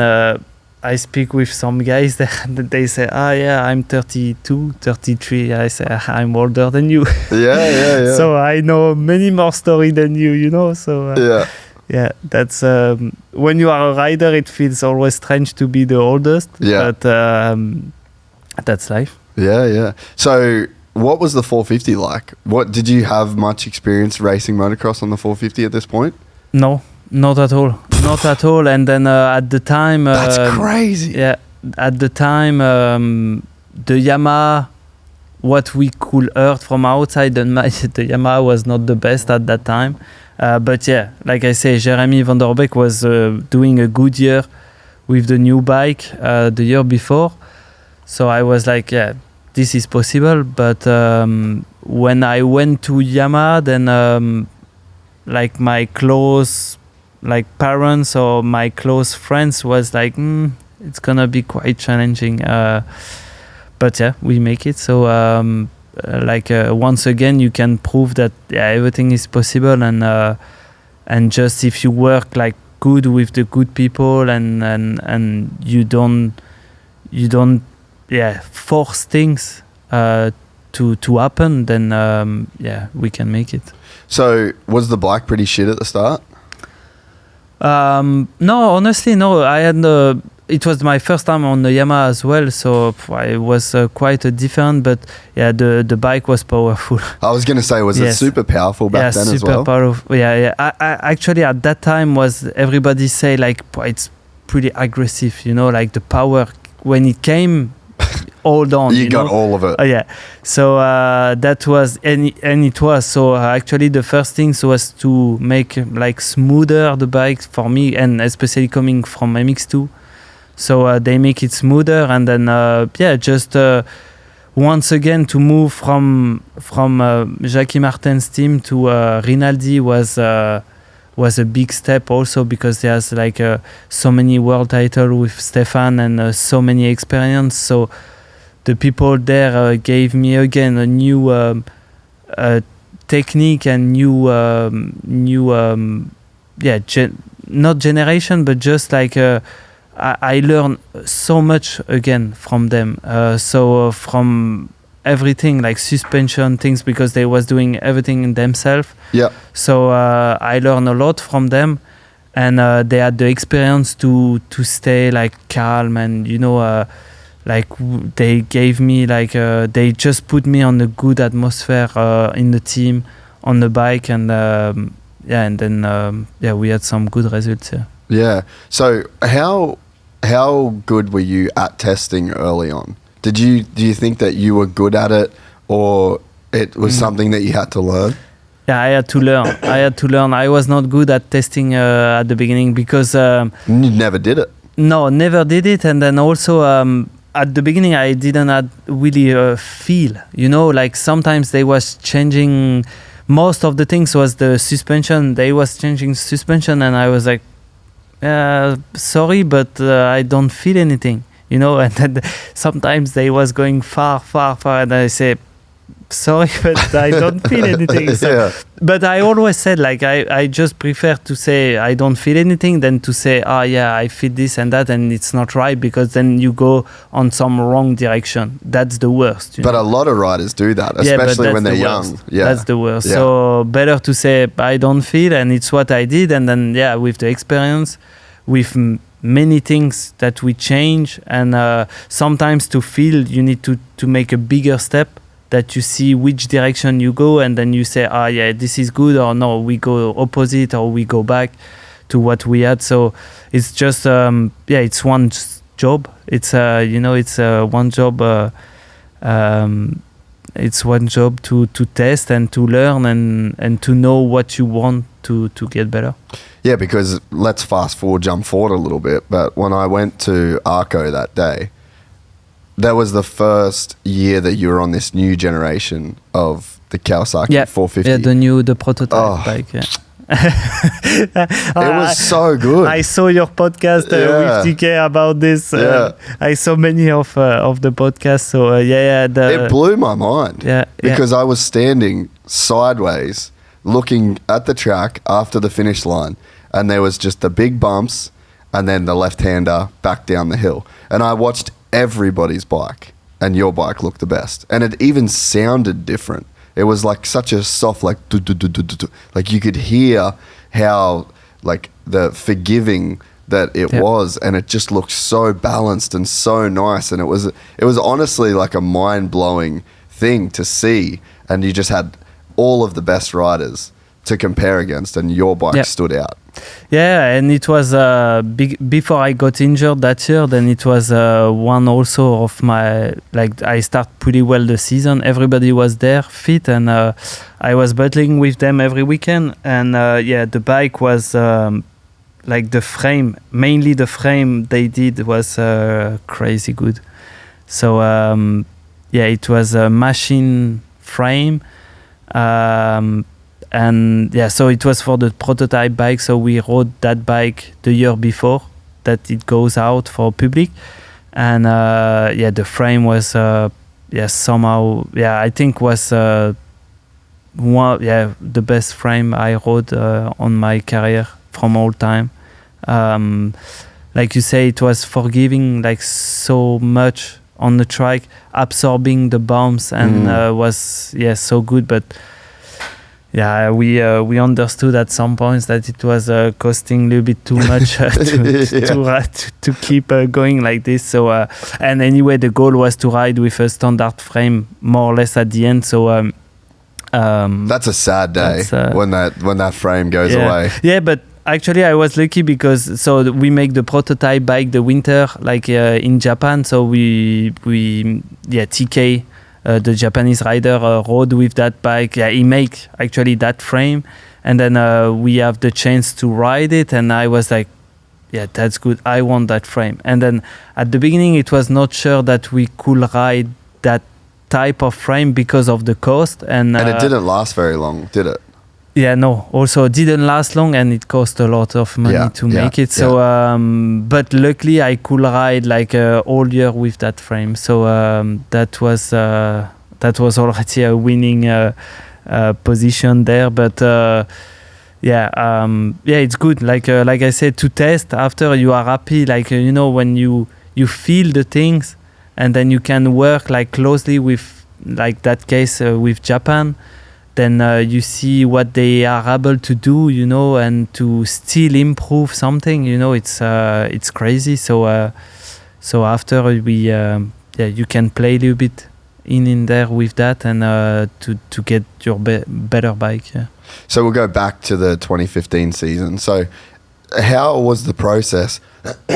How was the process of taming that 2015 Yamaha that was so fast and so aggressive? Was that just a lot of mapping, a lot of electronics, a lot of different exhaust combinations, like just really trying to make that bike more manageable for you?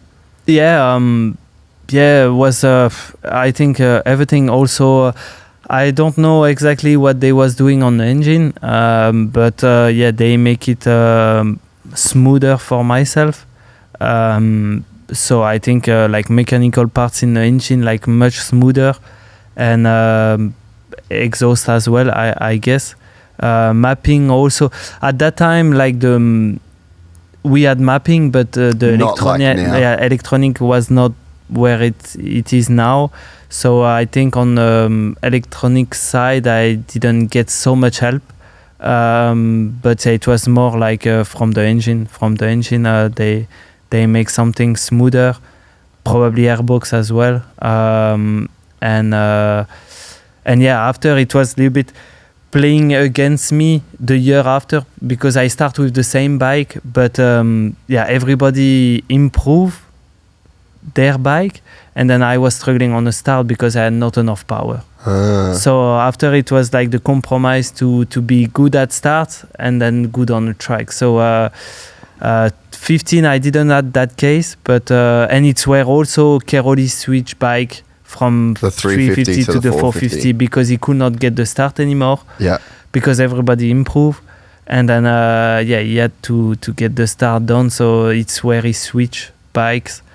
Maybe a year after, but I think in 15 because he was champion 17 with the 450, so 16 was the transition with the bikes, because like Honda at that time, and some other brand, then they got better on the start, and then we had to do something. Yeah. So how was the step up in competition in 2015?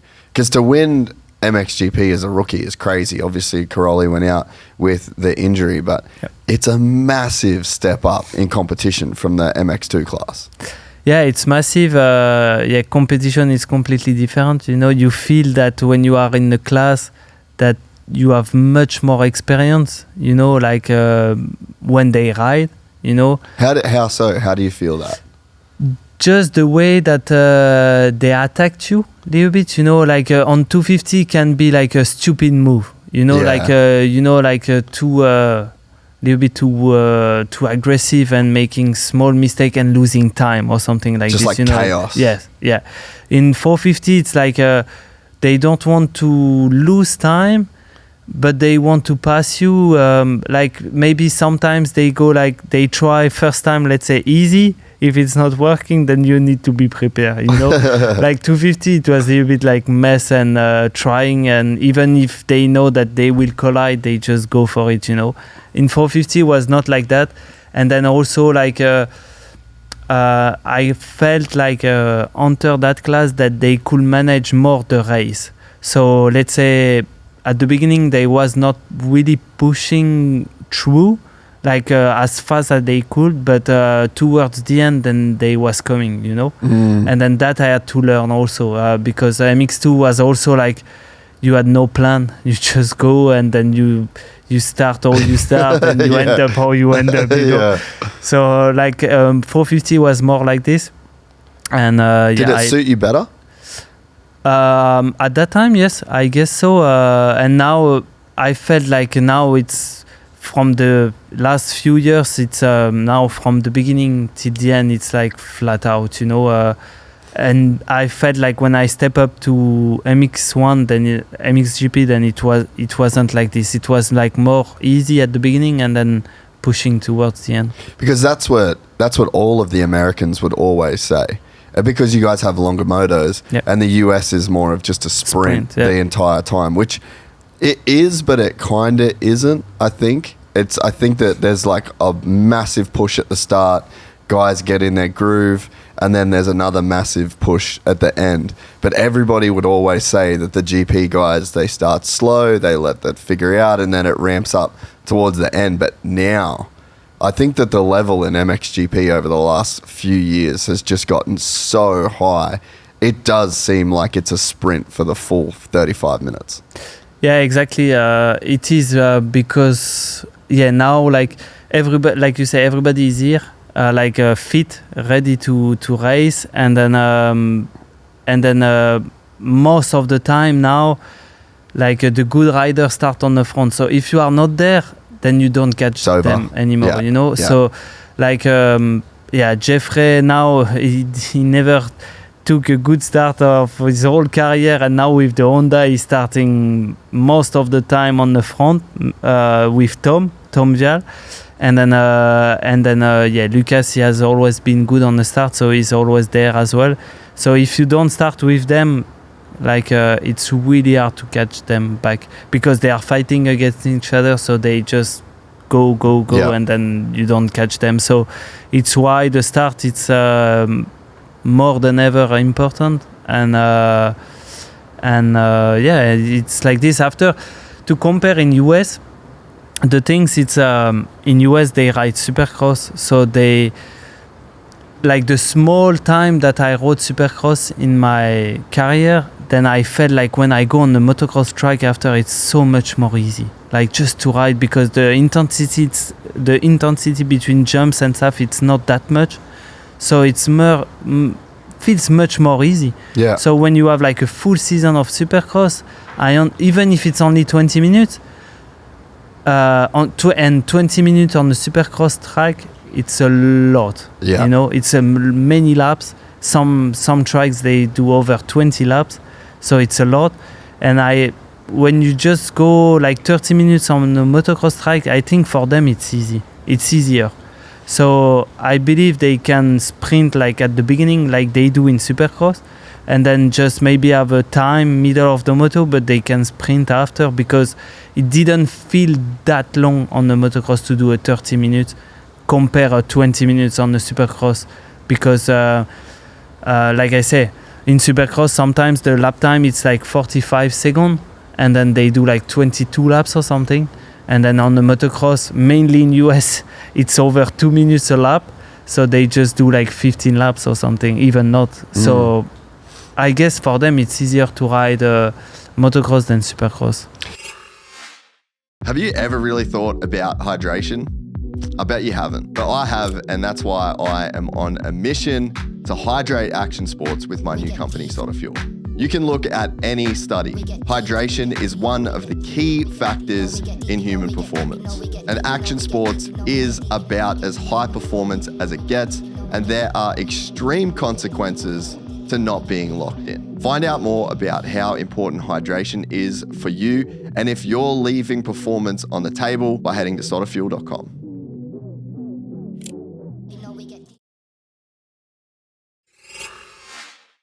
So it's interesting that you say that, because Jorge Prado, awesome season in Supercross this year, I would say.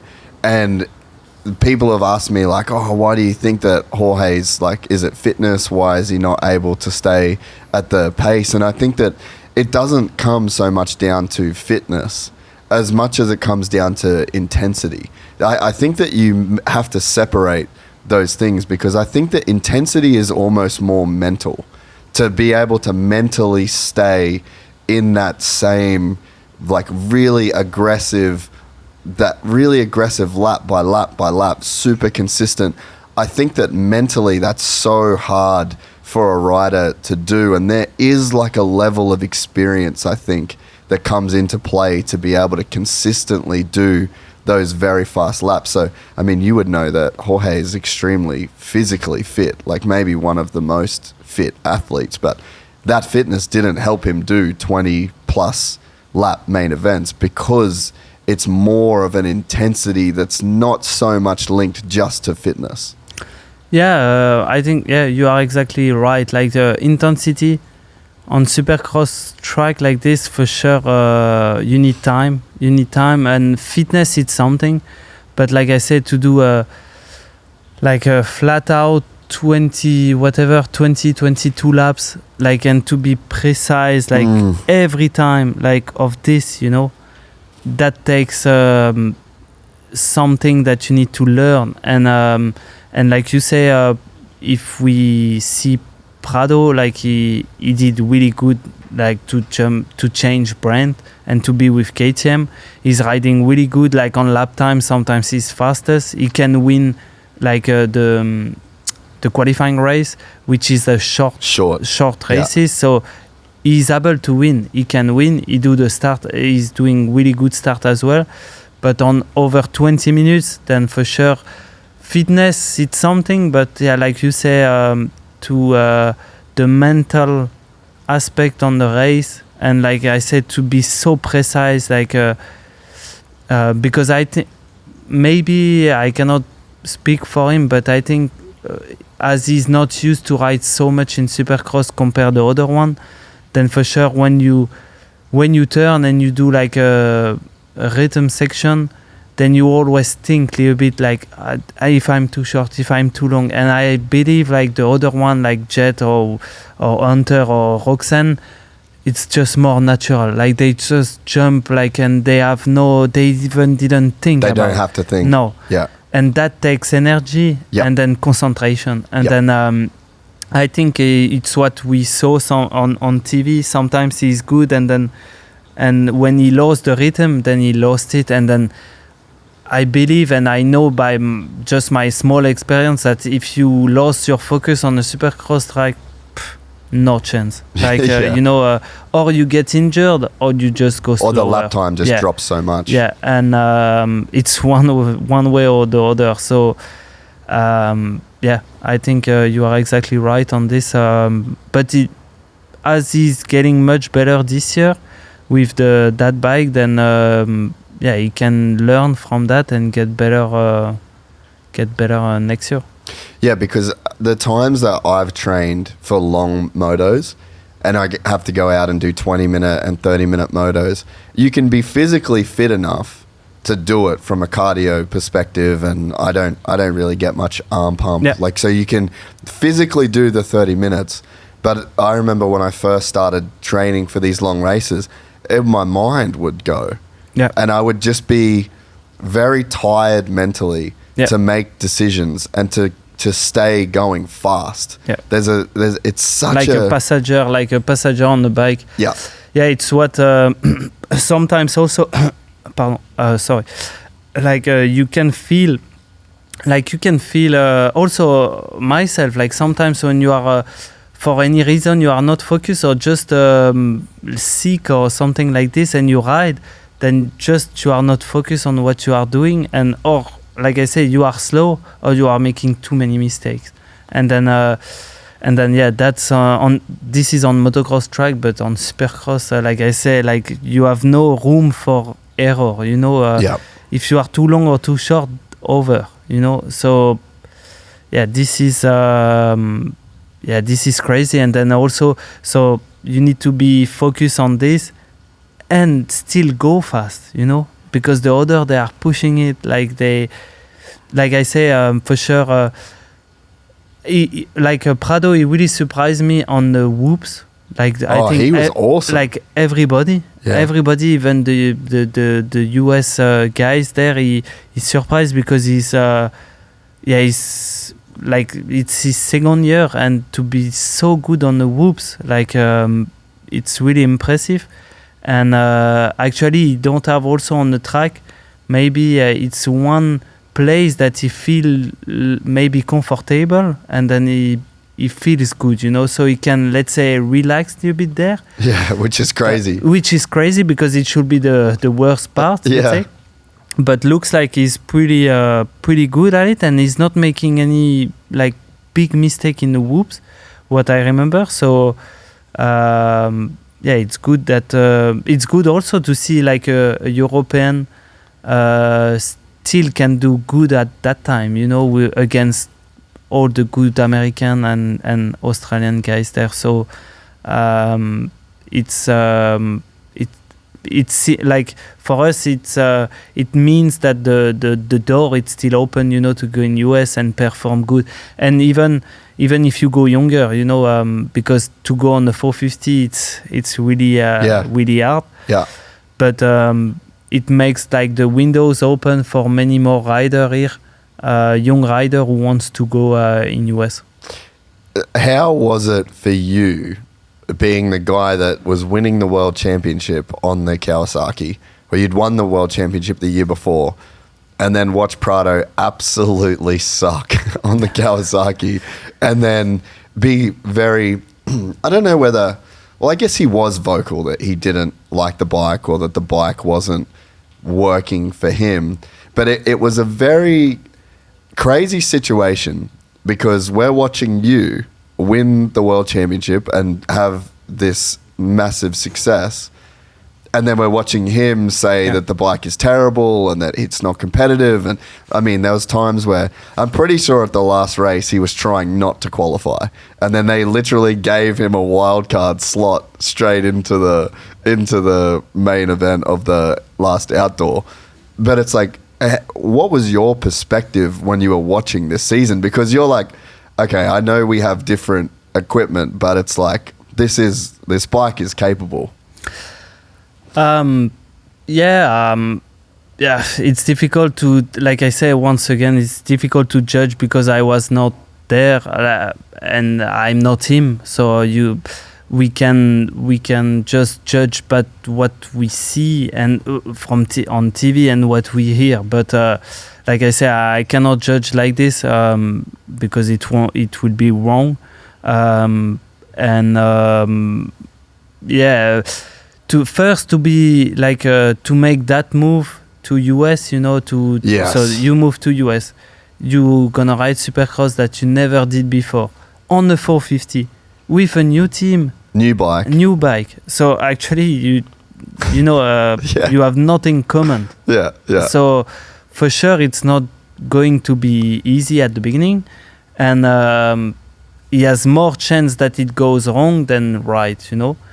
So that's the first things. But after it's his decision, he wanted to go. Nobody pushed him to go there. So he takes the pen and he signed the deal. So it's his decision. So for sure it was hard, but I just believe that the bike is good, like it has been good before. Now we prove that with the KTM he's better, but for sure also because he always rode KTM all his life. Yeah. So you just know one bike, you know.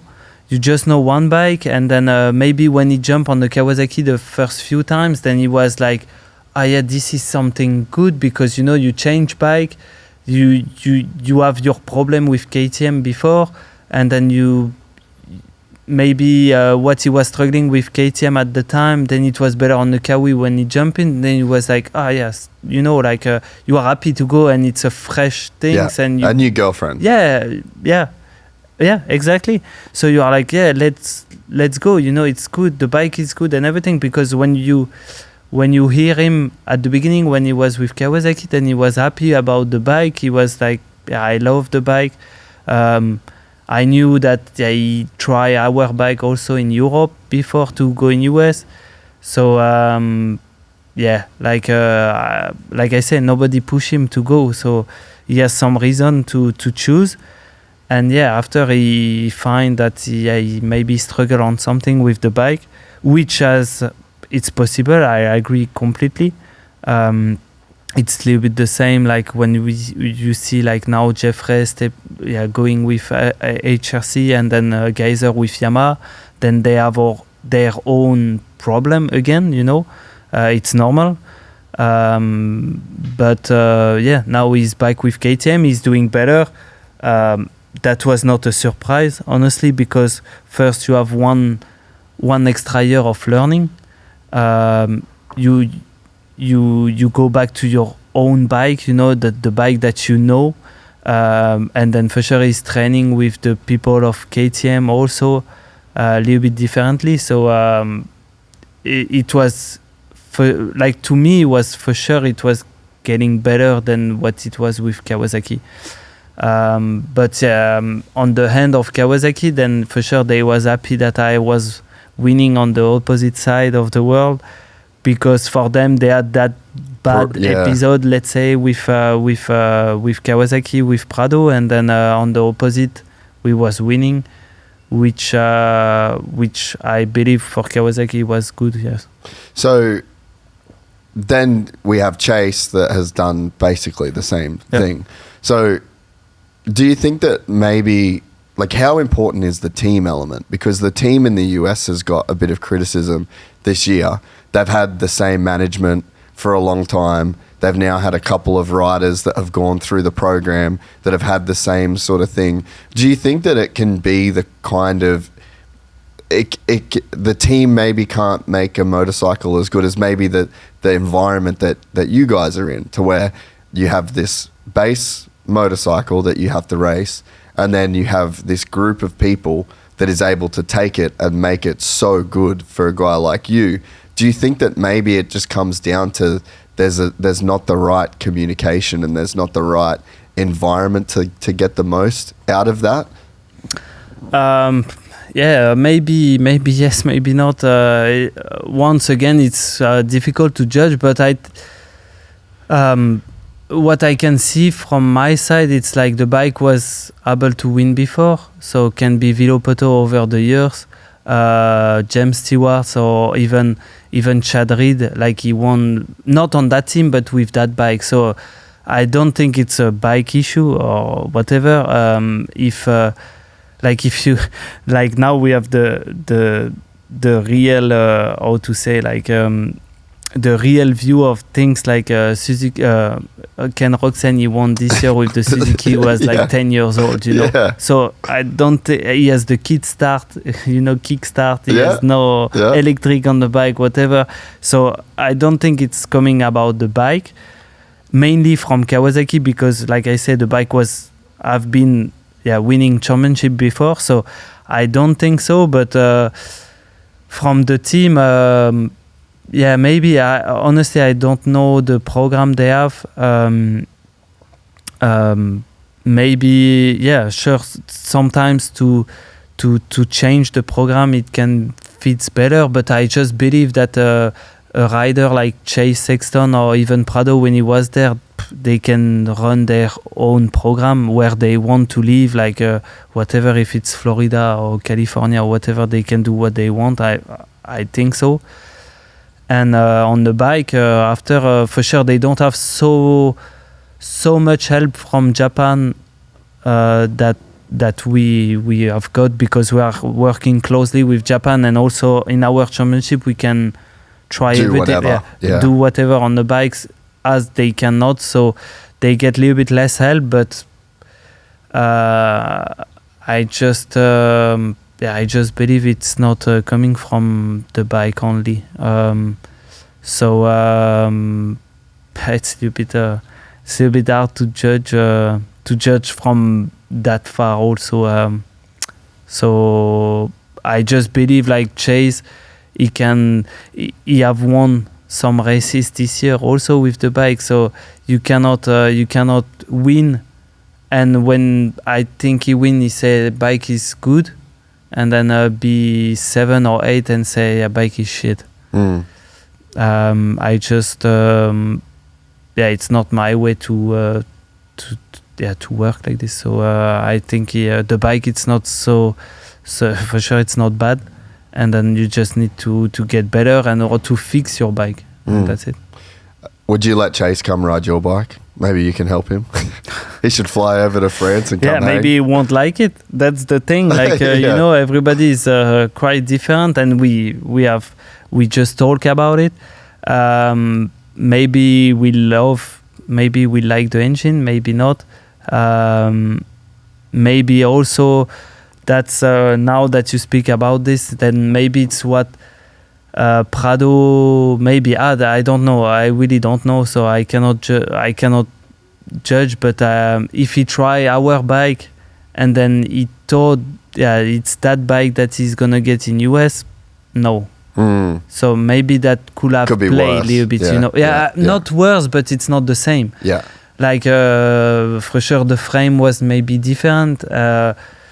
Many things. So like for sure engine was not the same because we are doing our engine with Akira, not from US. Yeah. Electronic also, everything. Yeah. So if you try the Kawasaki here and you say, oh yeah, this is a good bike, and you go in USA, you don't gonna get this bike there. I feel like correct me if I'm wrong. I'm interested, but I feel like as far as the motor goes, you guys and the US could really do very similar. Like in terms of the production rule, like are you guys using factory cases and are you guys using parts that they couldn't use in the motor?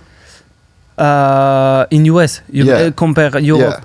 Like frame, also frame with. The frame is different for sure. We in the past, and now we ride with a stock frame but modified. Yep. So this is one thing that they are not allowed to do it, and engine for sure because also I think they cannot change. Something on the engine can be the I don't remember like. It influe on the airbox or something like this. So power, for sure, we don't have for sure, the engine is completely different. Okay. And electronics also, because electronics we use so with our tuner, and it's not the one that they use in US. So electronic, it's quite complex on our bike. Yeah, you use Akira? Yes. Which is it's the a French. Motec. Yeah. Akira is doing like Akira, it's the company who does the engine, and then they use Motec. Motec, it's which is the electronics. The brand of it's Aussie. Is it? Yeah. Really? Yeah. I didn't know that. I think I so. know that they use Motec in all the trophy trucks. Yeah, so all the I Baja think it's trucks and stuff. from Aussie. Yeah. So it's not the best. That's awesome. Well, the last 2 years it's been the best. Just joking, but it's why like they don't have the same bike as us, and it's always like you don't gonna build a new bike completely, but it's all like in there a little bit that makes a big things, big change, like always now we say it, like when we test, we don't gonna rebuild the bike, but just if we can gain a little bit in there, like few percent, then it's good, we are happy. It's not like you don't gonna be like day and night difference, So So when you were saying before that you didn't have feeling with testing, and I think a lot of people could probably relate to that. I mean, I have on my Yamaha, I got the engine mounts. Yeah. I can't feel shit on those things, But some stuff, but that's normal. Yeah, but that's completely normal. Well, but then if you put in like the race cups, like if you change the steering, I can feel that like very, very much. Yeah. So there's some things I can feel, some things I can't. So how did you develop feel? Would you just go and they would make a big change, make a big suspension change, and then tell you where you should be able to notice this feeling, and then you would just go and just really concentrate on that feeling? Was that a process where you almost tried to get better at it, the same as you'd get better at riding? Yeah, you just need to ride and test. It's like this. It's completely normal that at the beginning you don't feel anything. That's completely normal. And like I said, you just, when you test like so many times, some things, but at the beginning, like I just explained to you before, you need to make like big steps. So you really feel something, which direction it goes. And then after you can do the opposite, like on the same side, but opposite way. And then you can start to feel, but you need to make like big change at the beginning. And then after, when it gets smaller, you can still feel. And now, like you said, at the beginning, I could not feel so much. I could, like, I remember even on the Yamaha, like I was going there, I was not doing my handlebar. I didn't set up my handlebar. Like my mechanic was doing like more or less the same, and that's it. And I was just on the bike, And I remember to say to my mechanic, like, I don't know, like, it's okay.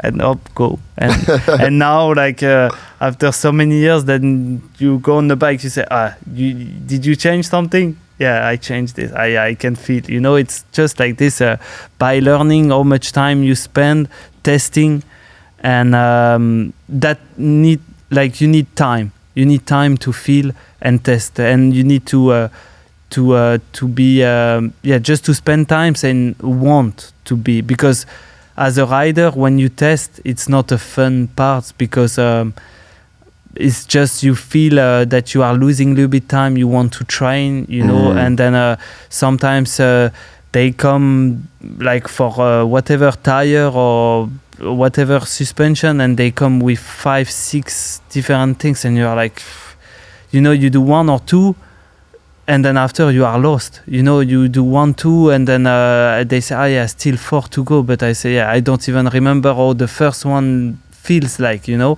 so it's hard, but you just have to learn to do a lot of hours of testing, and then also when you get better of the feel of the bike, you need also to be on the track that well, and then you need to ride on the same line as well a little bit, because also if you go on the open track, that's not going to work as well, because the track will change, by the hours that you go on the track. Let's say you go on the public track, like mainly in the sand, it's not the good things to do. If you go on the public track at the beginning, it's flat. After 1 hour, it's bumpy. And if it takes 1 hour to change the things on the bike, then you go on a completely different track, and then you cannot judge what you had before. So that's also something. It's why we ran the track to be alone, and that the track didn't change. So you get the same feel on when you enter the turn or the braking bumps or something like this. So that's just you just need to develop that aspect. I think you bring up such a good point, right? Like I was actually just in Japan. I was doing some riding at Honda, and it's funny that they were kind of commenting like, they obviously wanted Hunter to win, right? Because he was on a Honda. But then completely separate of wanting Hunter to win because he was on a Honda, they also didn't want a 10-year-old motorcycle to win, because they've just been spending so much time developing. And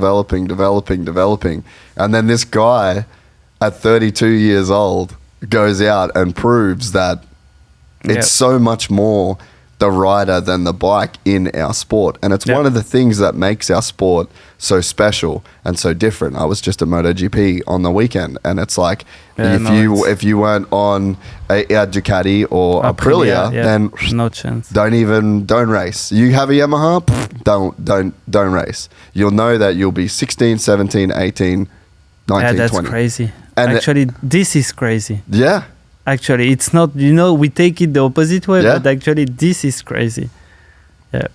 So, like you say, luckily in our sport, it's the main, who makes the main difference, it's the rider, luckily. And it feels like, okay, it's on a Supercross, it's a little bit different, but it feels like, also we have been testing and everything, like let's say I speak with Kawasaki or other, or like with Yamaha, like overall view, let's say.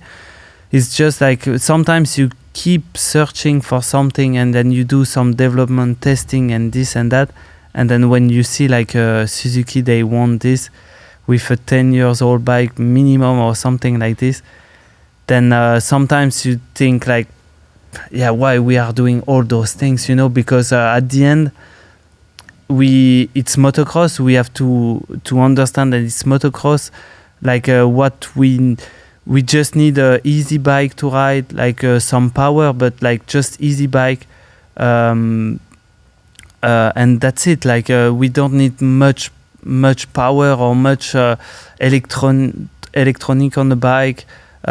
We just need simple things, and the rider will do the difference. And actually, it's good that Ken was win also for this, to prove like every bike can be champion, and I was really happy for him, because I was following also his career, and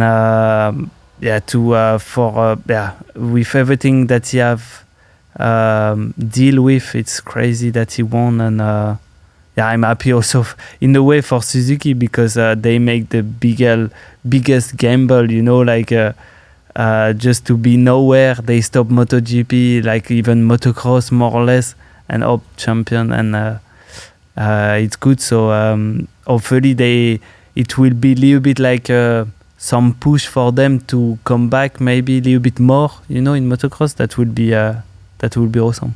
So it's interesting that you say like, maybe we shouldn't test so much, maybe we shouldn't like keep pushing and pushing. But is there anything that has happened in the last, say, 10 years since you won your first world championship to now on the motorcycle that has just made it so much better and easier to ride?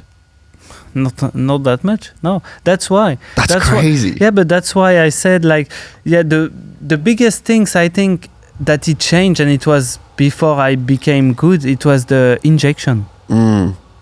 That's the biggest thing. You had like carburetor bike injection, so that was exactly that I remember. So, and then that was the last big things that it came up, and then at the time it was harder to get power of the bike, but we had no bogging. We had also some problems with a little bit more electronic, but overall was the last biggest and electric start. So which you don't even need that apparently. Apparently. But you would like it. No. Like the things, it's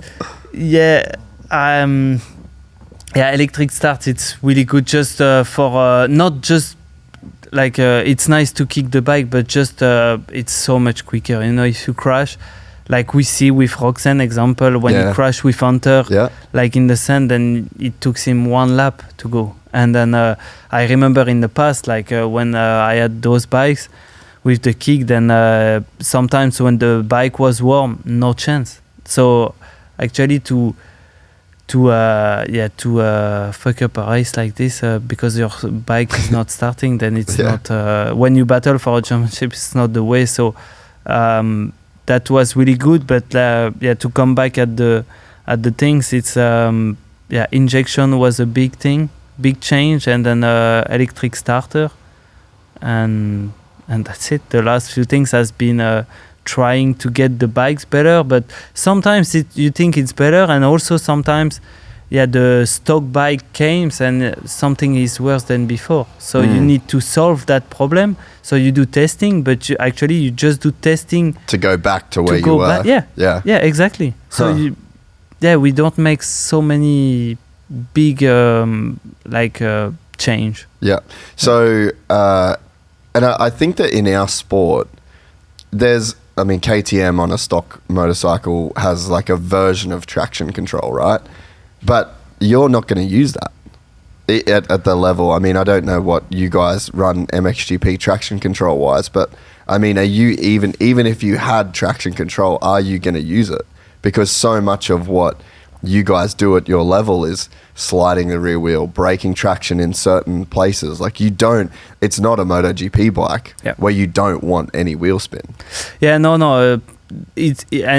why the electronics has a stop. Let's say in our sports, it's because we have like so many wheel spin, and bumps and jumps and different condition. So it cannot, electronic cannot be perfect, and at the moment it's just mainly for the starts. Like the start, sometimes I think Honda they have definitely something on the start about traction control or something like this, that they are better, and I think they are the much further team good at it. So I think they have something like this, but on the track, on the track you can change map. That's simple.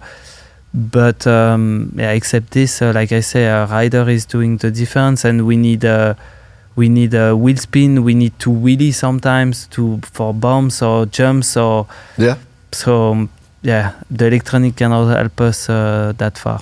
So do you think that dirt bikes in MXGP are maxed out in terms of how good they can be? Like, is there going to be another version of fuel injection, carburetors took the bikes from here to here? Is there another jump in anything that goes from here to here? It's difficult. Like this, I have nothing who goes to my mind. It could be now that you ask, it could be like electronic suspension a little bit to change something. Like on the engine, you can always. But like I say, like if you change maps, like sometimes we do, you have a switch or something, or when you ride, depends on the track you are with the setting, then we can do different map on different parts of the track or whatever that you can do. But this is a small change, it's not day and night, but like suspension, electronic suspension that could play like somewhere on the track harder or softer, that would be something. But before it came, then I would be retired for sure. Maybe. Not maybe, for sure. That's awesome. So let's go back then to the first World Championship. We didn't really get to close off how that experience was. As you started going through that championship, Caroli gets injured, and it starts to look like you might actually win this championship. And what was that experience like? Because that's a new place. You never got there in the MX2, and then here you are, MX1. You find yourself in that position. Was it a change? Was it hard to get through, or was it the same calm 100 BPM on every start? At the beginning, yes. Well, I mean, I was quite relaxed that year, even when start to play around and everything. I remember the first things to win my first GP, also on the MXGP, and it was in France, I think so. So it was again, because in MX2 I just won one GP. That's so insane. So just won the last year, and then so 2014, and then 15 to win again, like on the 450 was a moment that always, and I think it was in France the first one, so it was crazy. And then it's where I thought like, now I achieved something. Like championship, it's something else, but we are good, but it's a long way, because I think it was maybe 5 or 6 rounds from the beginning. So that was it, and then a few rounds after, Caroli got injured, and and for sure at that point I think he was leading, and then then it was the main competitor who was away. And I thought like, maybe I have to do something, but like it's what we talked about before. Like my mindset was never, you need to achieve this, you need to do that, you need to because I feel it's just putting too much pressure for what at the end, you are not there yet. So I was like, let's go, let's see what's going on, and then we'll see at the end of the year. And then so I was pretty relaxed the next round, and I think I won 4 in a row. So I think after the 4th one I took the red plate, and even at that time I was like, and also my team was not even putting me pressure or something, because like I said, they had the experience, they know that it's not over till it's over, and that's it. So and they was at the same time they was happy that they was leading again with a young guy, and just happy to be there. So that was pretty smooth, easy, little bit even going too fast, because you are young, you are not expecting anything, you are there like middle of of the championship, and then taking the red plate and winning, and you feel this is normal, at the end, and yeah, you just grab the world title and up directly at the nation, you win the nation, and that's it, like that's looking back to this, I didn't enjoy so much the moment. I mean, I enjoy on the moment, but not like outside of this, because I was not ready first to do. Like I was not ready for this, and just I was too young, and it came a little bit too fast, and I was like, yeah, okay, yeah, let's see next year, So it's why, like now, to be champion after 10 years, that feels like much better than the first one. Just because of the year of trying and be champion again, and you just enjoy all around the championship, going in Japan, going in there for the sponsor, and it's just you enjoy much more. So yeah, that's the good part of it. After you won that first world championship, did you ever get to have conversation with your parents about just how fucking crazy this is that you even did what you could do? Yeah, not really like between us like this, but yeah, I know that with some close family or close friends, that they say this is crazy what happened, because they didn't even expect themselves, and from myself as well, I didn't expect to be that good, and it just came there, and yeah, for my both of world title, I had some friends who organized like a party for me, and then I had one friends who is a journalist, so for the two title he makes like a big video with all my family and things like this, talking about the story a little bit from before and now and what happened and everything. And then every time, like my family are like, yeah, we don't know where it come from, We had nothing like this in our family. We are just like normal people, and then he's like doing so good on the motocross, when they say, like, when you had the bad race and you are mad or whatever, like they say like, we don't know that face of you, like because it's not in our life to be like this, so it's nice to see, nice to share those moments. And then it's also nice to give that to my daughter, example, like to give something, from my heart. It's like what you learn and what you give, so I learn a lot from people, from how you are, and to be respectful or whatever, but to give to someone, like to someone of your family, your daughter or your son, it's that's something that it means a lot to me, and I hope like my daughter will be the same, a little bit the same as me.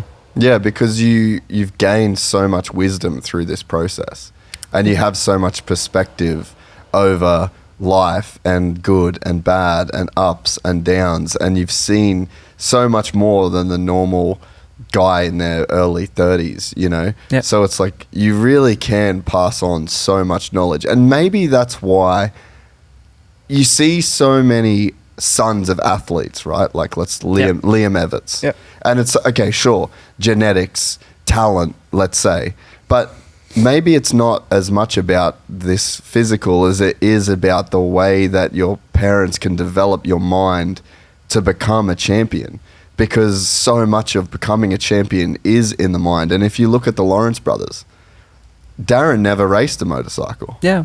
And yet here he is being such a big influence on their life. You look at Heiko for Ken. There's just so much wisdom gets passed down, and it just, when you're such a young kid and you're so impressionable like your daughter, it's like you can fully change her mind to see things that maybe, it took years and years and years to learn. They can just grow up with this as like the base knowledge in their mind. yeah, that base, it's really important. Like you say, I'm the type of guy to say like we just as a human being we are not talented or something to do something. Okay, Oh, like you believe that? yeah, I believe it because from many sport, from our sport, like many champions are there, but the parents was not racing or even riding a bike. Yeah. So it means something also. You know, some are, but many more are not. You know, like you can take. Yeah. So it's example the family Everts. It's exactly this. You know, like the grandfather was champion, Stefan was champion, and Liam now is not champion, but he At a very high level. Yeah, he's really good. So this is one example. But one against maybe 10 world champion was like no one in his family doing motocross. Caroli, perfect example. Jeffrey. Yourself, I Jeffrey? think maybe Jeffrey, the father maybe was a little bit racing, I don't know, but Jeffrey, Caroli, yeah, myself, Gautier, yeah, good, I mean, many good rider and champion was, nobody was racing, so it means something as well, you know. So I think it, like you said, exactly, it's how you raise your kid or your family member, or like the base that you've got that will give the key to success on what he's doing, whatever can be like a normal job, and to have a really good success on this, or a sport or something like this. But if you give like the good base and the good, let's say, knowledge and to guide sometimes him, then that will give the good opportunity to have a success. And after, if you are good of, like I say, once again, I'm not supposed to be a motocross rider, I think, at the beginning. And I could have stopped my career like this, like more than other athletes, like sure. just because I didn't want to do, and that's it. It's over, finish. And some way there, I just felt, I want to race. I because I like first. That's all I needed at the beginning, and here we are. So I fully trust like that. We are just all equal as human being, and the influence come from our own, and then what your parents learn you at the beginning, and then after it's up to you. Yeah. So you said that joining the Kawasaki team was a big turning point in your career. So why do you think that it was such a meaningful change? Both, like two things. I was getting in Yamaha, so I had some difficult years with Yamaha, 17, 18, 19 with injury, and also like little bit bike issue. I felt like when to came back at this when 16, when we had that struggle to make the bike to start and to be able to ride on the track, then there we find some difficulty to adapt the bike to my style. So there the problem starts, and then 17, 18, was quite difficult years. 17, I wasn't injured, I think, but I just had a bad time with the bike. I could not really ride at my full level. And so what is that? So what about the bike makes that happen? Yeah, I was too strong. Like way too strong. Because let's say... Too much power. Yeah, too much power. And because they find only one way to say, if we have to get the start, we need just like full power, you know. But on the track was just unrideable. And it was the case. Like so 17, and then we sometimes with the Japanese brand in general, it takes time, you know, to test and to have something quick. So it goes 1, 2, 3 months, and then the season is over, and you didn't find, you know, what you wanted.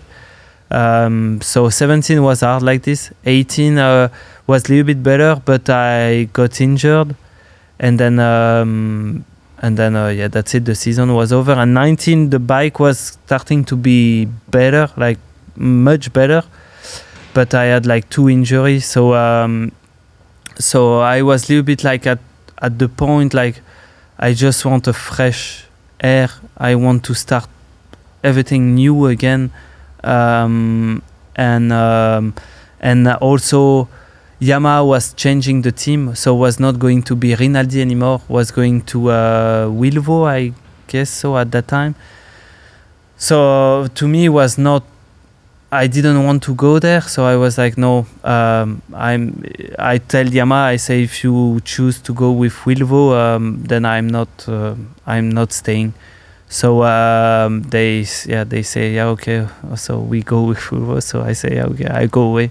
So I find I could try the Kawasaki at the time, and when I jump on the bike, before I had the view of the Kawasaki on the track, before trying with Clement and Desal and stuff, and I was like, wow, that bike sounds like aggressive and like lot of power and stiff, and when I jump on the bike, then I was like completely the opposite. You know, like smooth engine.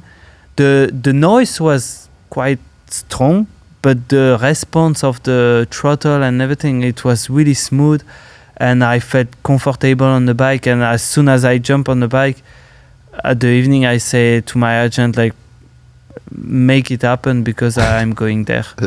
So we make it happen, and then I was happy also to find just a different group of people with a lot of experience. Yeah, Auntie's amazing. Yeah, but before was with Vince, with the old Curtis, Thierry Suzoni. And he's Vince. the best. Yeah. Vince is the best, dude. Yeah. I love that guy. So, I was with him at JDR. Remember when he was working for JDR way back in the day? He was there. Way back, bro. And dude, with Malcolm? Yeah. No way. Dude, he used to think, and I was like the filmer, like the camera guy for the team.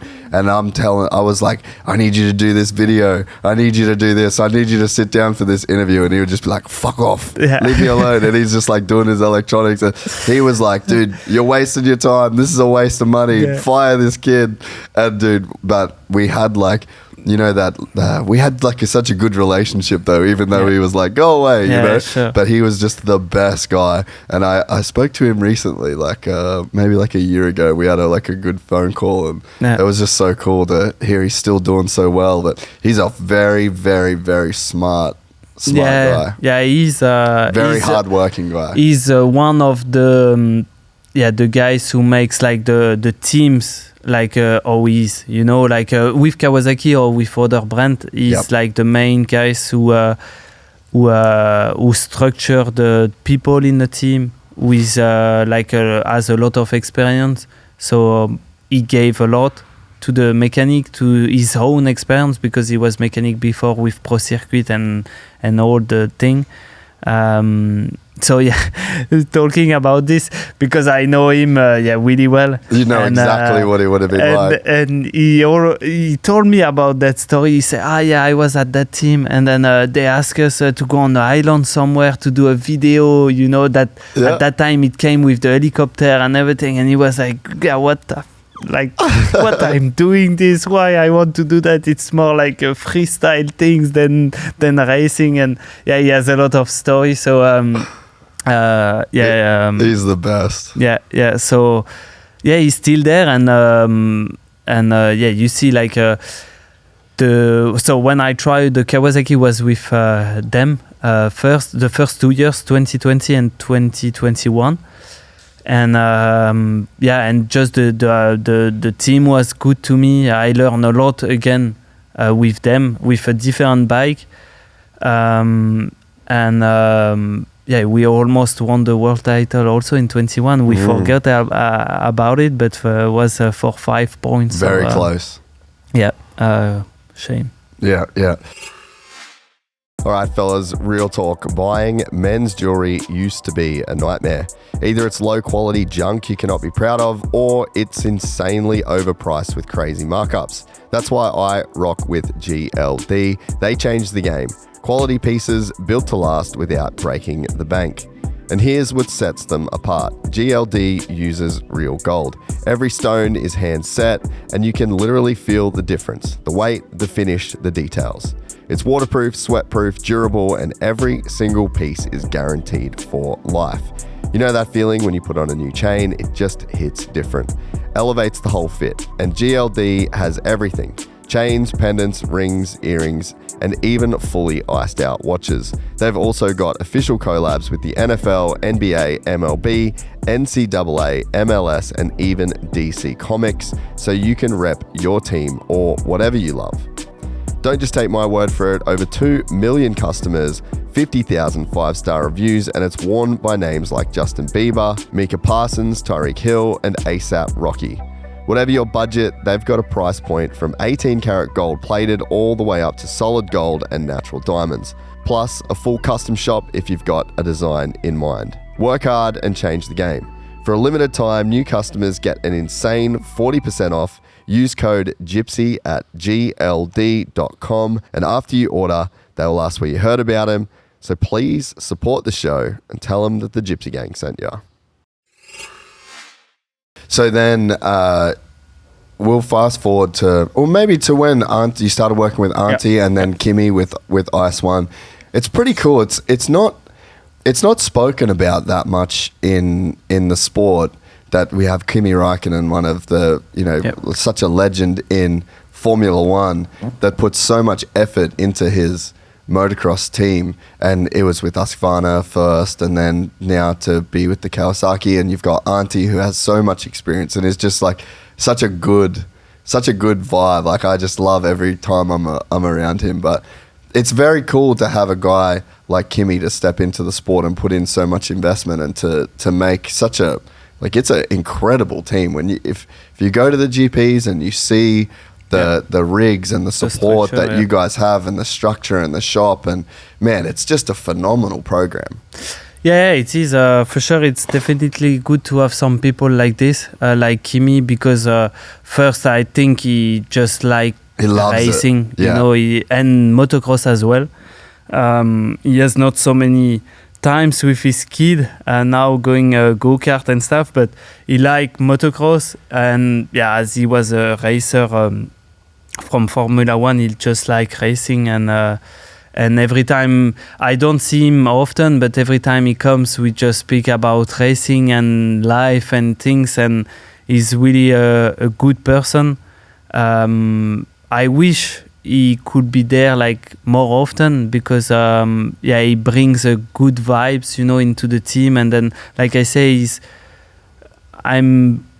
the small amount of time that I spend with him, I felt good with him, and we can share things, and for sure he can share on his own experience, even if it was different sport, he can share something, and that would be great. But that's how it is. But it's good that he likes motocross, he make that team, and Auntie is also for sure big parts of it. I think they are really close friends, and then Kimi wanted to make a team, but not to be involved that much because he has other things to do, and then he put Auntie on that position, and then he has to hold on everything. So they put a lot of effort into it the last since they start, and it's a big quite a big structure, and happy to be part of the team, and to have won also the World Championship for Kawasaki. That means a lot to me, because even when I start with them, it was with one other team, but with Kawasaki. They trust in me at the beginning, and then we had always also a good relation with the Japanese crew, and after 5 or 6 years to have the title, then I was and I'm the first one with Kawasaki, so it's something that I will have always my name somewhere to be the first to be world champion with the Kawasaki, so that's good. Did you lose hope that you would ever win again? Because 10 years between world championships is something that I think is extremely underrated. Lose no. hopes. I always had hopes, and that's why I'm still here and racing, and because I still believe I can do it. But for sure, after like many bad years and injury and everything, then it's hard. But no, hopes I never really doubt and say, oh yeah, I will never be champion anymore. I just keep trying. And not with really like asking me the question, I would be one more like time world champion or whatever. Not really, just trying my best. And you just feel some years, it's not gonna be this one because of what you are facing. But like when I had the first some years without injury, then I was more or less top 3. Yeah. And then sometimes, like I said, 21 was close. And 24 I was second. 23. So when you are that close, then you think it's possible, but you need to put everything together. So no, I never lost hopes. So you end up winning the championship last year. What was different about the way that you won this championship versus in 2015? Experience. Yeah. Experience that will be the most change or of things that I adapt compared to 2 years of the World Championship. Like I say, 15, I didn't have so much experience. It just came from like this, you know. I trained for it. I try my best, and that was the goal. But it came really fast, and I didn't expect it. So, and then I was young in the class. I was not taking care of anything. Somehow, everything felt good. You know, you don't have to. You don't complain about anything. You just ride your bike, and then you win. So that was something. But after so many year of trying, getting injured, come back, because this is hard, like to get like big injury and then come back.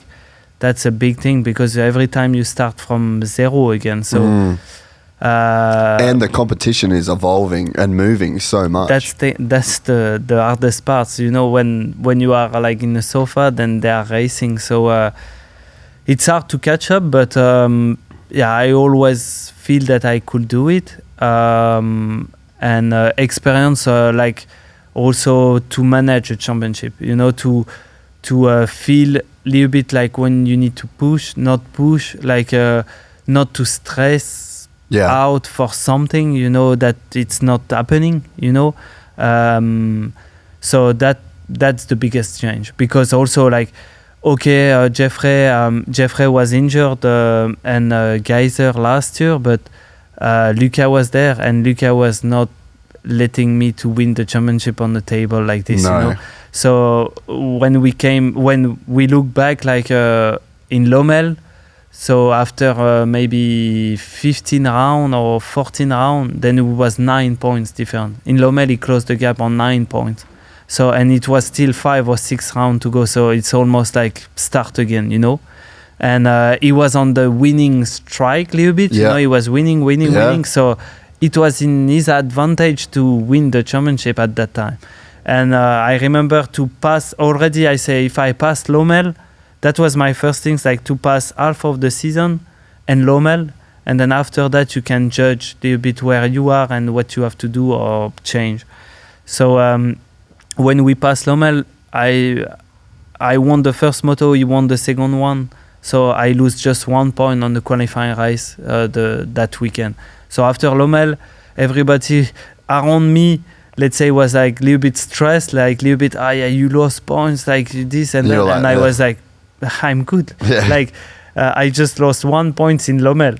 Like it's okay. Like, you know, it's good. And things will change. And then we make some improvement on the start, because that was our little bit bad points. And then from Lommel we make some better starts. And then after that, I knew that I had like Sweden, where I ride pretty good and I like the track, and Turkey and many other tracks. So I was like, yeah, it looks pretty good, and I was relaxed, like going to the races, relaxed. And after Lommel, we had Sweden, and I went 1-1-1-1, and then opened the gap again.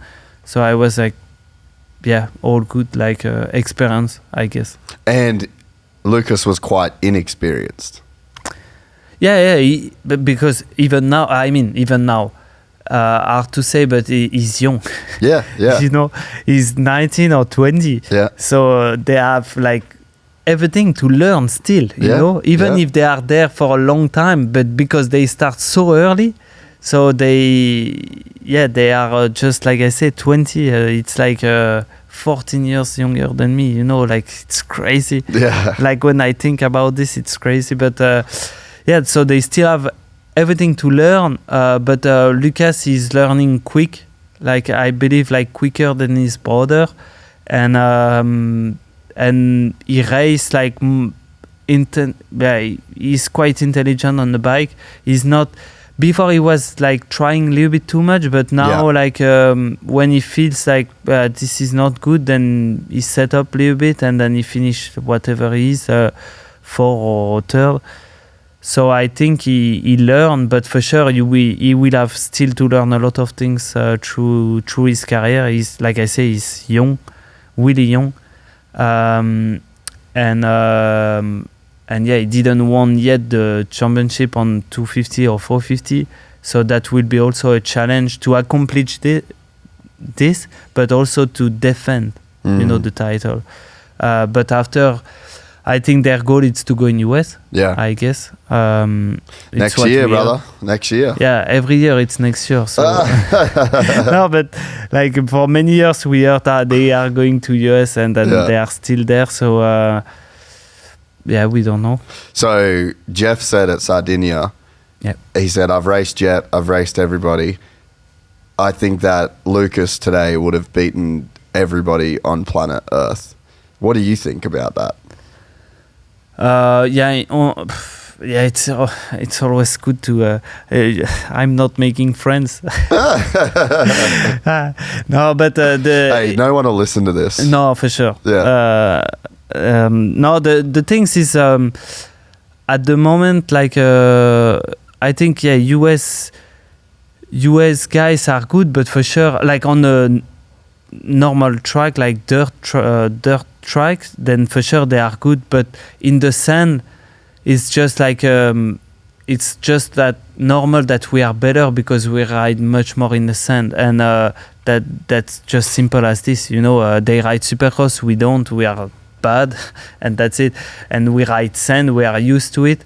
And like every time he has nation in the sand, US, I think they was not there. You know, because it's not. They are not able to. I mean, they are not riding that much in the sand, and yeah, like Lucas now is in the sand is really, really good. Last year he was good, but this year he's even better. And yeah, like to beat Jeffrey in the sand, like face to face like this, I think no one have done it since a long time, if it never happened maybe. So like in Sardinia, to have won like 1-1 like this on front of Jeffrey was just and by 20 seconds or something like this. So it means he knows how to ride the sand. And probably Jett on his best day maybe could not follow the pace maybe. Southwick, they're doing Southwick. Yeah, like Southwick. Yeah. No. You mean the Coenen? They fly from South Africa to Southwick. Okay. Yeah, but maybe. No, I'm telling you. You make the deal. I'm telling you. I know. I've been told. Yeah, maybe. And no one believes it. Yeah, but I honestly I didn't heard anything about. Really? So, no. Well, there's like maybe I'm dropping it. Maybe it's exclusive, but I've been told that they're flying from. Cut it.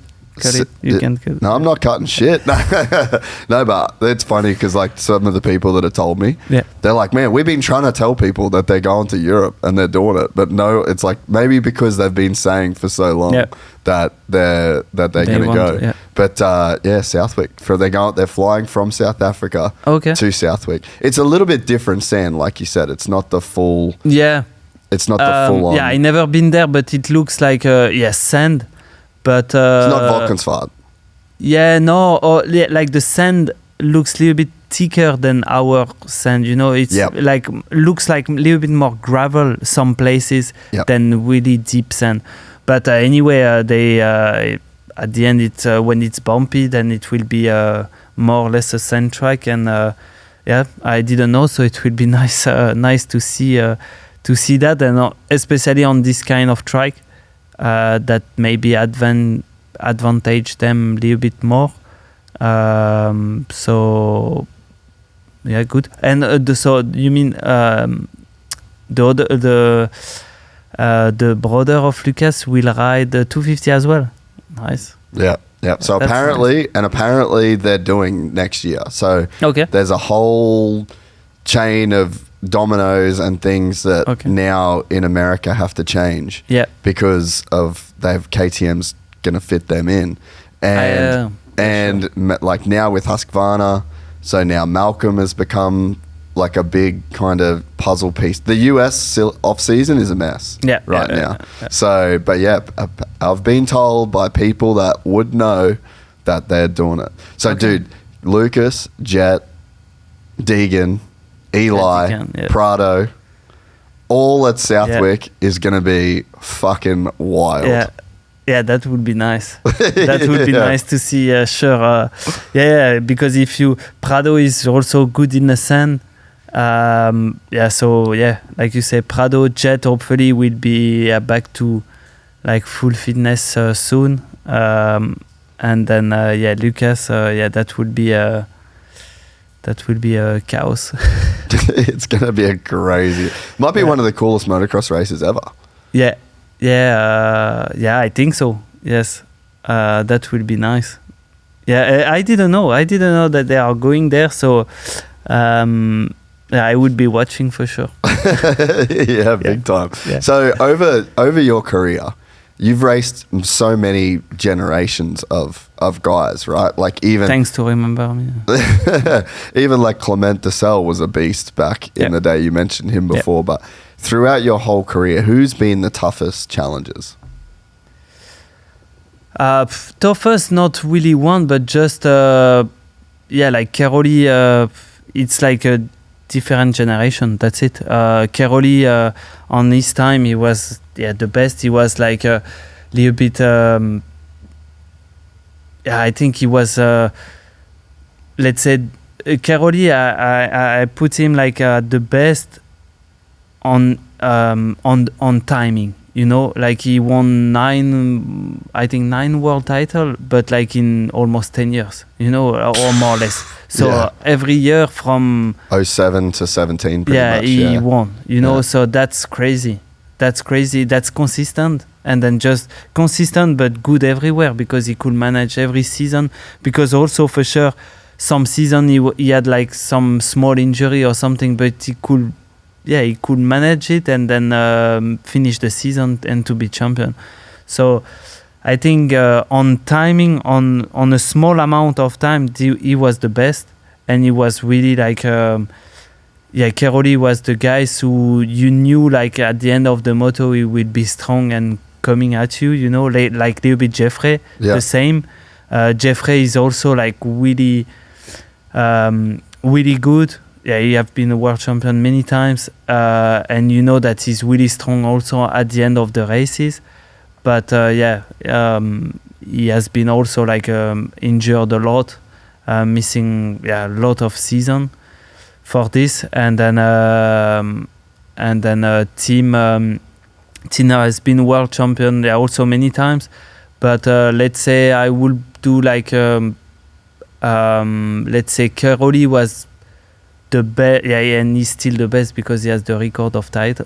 Stefan have it, but Keroli is right behind. And like I said, Keroli was like on small amount of time. He has been so he won so many titles, and Jeffrey after because he's still there, like fighting for championship. He's always good.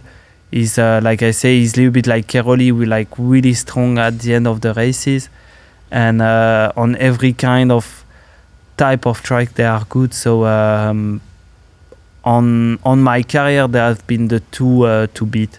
Yes. So who's the European GOAT? Difficult to say. What you mean by this? The greatest of all time. From Europe, MXGP. Yeah, it's This is a tough question. yeah. If you go by title, then it's Stefan. But do you just go by title? Is this the only? Then you mean like you judge then? But mate, is that the only way to judge? Because you think about Stefan could do like multiple championships in the same year. You know, like so but then there's like how much competition did he have? How much, you know what I mean? Yeah, like sure. there's like Michael Jordan, LeBron James. Yeah. Like there is different ways to measure. Exactly. And there's no wrong or right answer, I think. At this point. No. I think Jeffrey's won the most races. Yeah, it will be between Jeffrey and Keroli. Like Keroli, like I said, the consistency and the title, the number of title didn't lie, is there. And Jeffrey by the most GP wins, and then he has been always there when he was not injured, and he's still there. So let's say Jeffrey then. So you think Jeffrey's the GOAT? Yeah. So who was telling us about how many motos he's done? Yeah. Was it Caroli maybe that said that he's done the most 30-minute motos of any rider ever? No, I saw your podcast was wait, I don't have the face. Who was of it? The guy. Oh, it was Zach Osborne. I'm pretty sure it was Zach. It was. Yeah. It was Zach, but also someone else. Anyway. But I think. What's that? Was that the number? 4,500. We like roughly did the calculation. But he's like a psychopath, eh? Yeah. The amount of riding that he does. Yeah. Once again, it's different way to train. This is how it is. Like. Because like if you take Jeffrey and then like now if we compare it right now, then you take Jeffrey and then you take Lucas example, and then maybe you take someone like me or a team guys. I think we ride much less than them, they do, but we can be as on different day we can be as good as they do, and then also team has won 5 world championship, so it's different way to train. Maybe Jeffrey is riding a lot and doing like a lot of moto because I think he feels good like this. He needs that. If he don't do that, then he will feel like I'm not training. Like I want to ride. That's how it is. When you find the way that fits you the best, then you just have to go that way. And then I feel he's feeling the best like this. And some like me, I feel I need more like to work on my sprints. Like a short distance, a little bit to get better. And my speed, like my overall speed for lap time example. This I feel I need to work more than someone else on this, and that's it. And example like Jeffrey, I think he's riding the bike a lot, but also he's now with the experience, I think he's doing also a little bit something on the side of the bike. But if you take like Lucas and the brother, they just ride.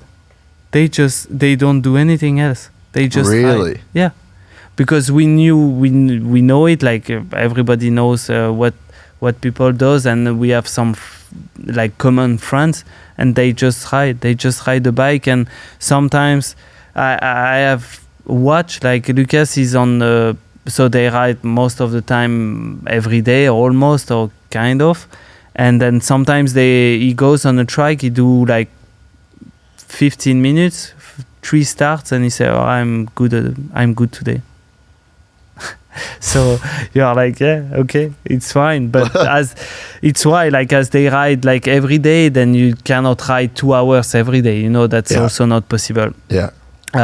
Also, they are young, so they like, you know, that play a big things. Also, when you are young, you just want to ride every day, different track, this, and that's it. So the ask is not the same when you are 20 or 30 plus, you know. Everyone has to find his way to train and to get better. And if it's working like this for them, then it is. So who's the best French rider of all time? You really don't want me to make friends. Because there's been so many. But honestly, like about how to say, like I will not find a word, but about the history, the counting. So you winning, don't know the yeah. I don't know anything and I don't really care. That's not like, if you ask me how many GPS I won, I don't know. Don't know, don't care. No, it's not. Anyway, that's not my thing. So, French of all time, then maybe it will sound stupid to say me, but I don't know. No, I don't know. You're there. I don't know who have like 2 world titles. Yeah. Who French. else? Who else has? David Villemain. I don't know if he has, maybe 1. Maybe Tortelli has 2, but not in the 450. I had Tortelli, yeah. But man, that was my fun when I was young. Really? Tortelli, so he was your favorite rider? Yeah, I mean French. Was Tortelli and Villemain, because Villemain went to US. Yep. And Tortelli won here in the World Championship. So and took it to Everts, one of the only guys that really challenged Stefan. Yeah. So at that time, it was one of those guys that I was looking up to. But it's why, like, French, I don't know, like, the history, so I don't know how many world titles he got. And after, like, to the Tom Vial also, he's good, but he's young. We cannot say he's the best ever yet, because he's still in the middle of it. Yeah, he's still young. He has plenty of years coming. So I don't know, and it sounds a little bit arrogant to say me, so I don't know. Well, dude, this has been awesome. I'm so glad that we were able to do this. I've been a big fan for a very long time, and then getting to meet you over the last few years has been really cool. And I honestly had no idea about your story and your background. And I mean, I don't know how many people did know, but you're right. Yeah. You shouldn't have never been a 2-time MXGP World Champion, but here we are. You are one of the best French riders of all time. You're one of the best riders of the modern era.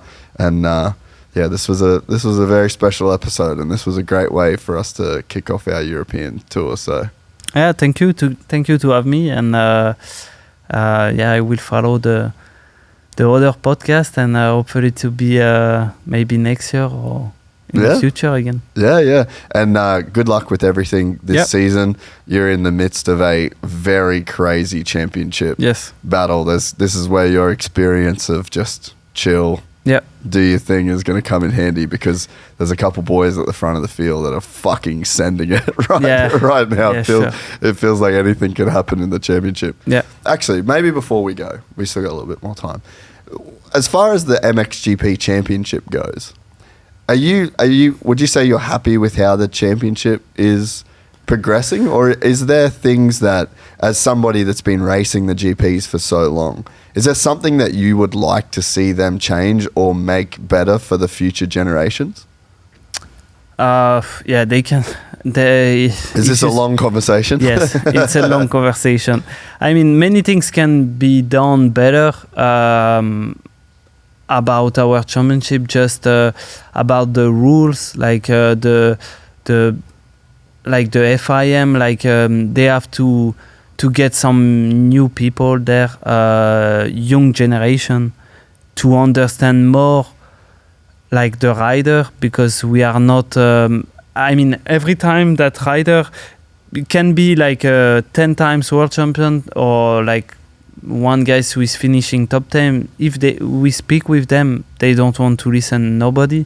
They are not and they are a little bit, we feel that they fight against us, but we are all in the same group, we are doing motocross, we want the best, we want that the championship grow, the industry of motocross grow.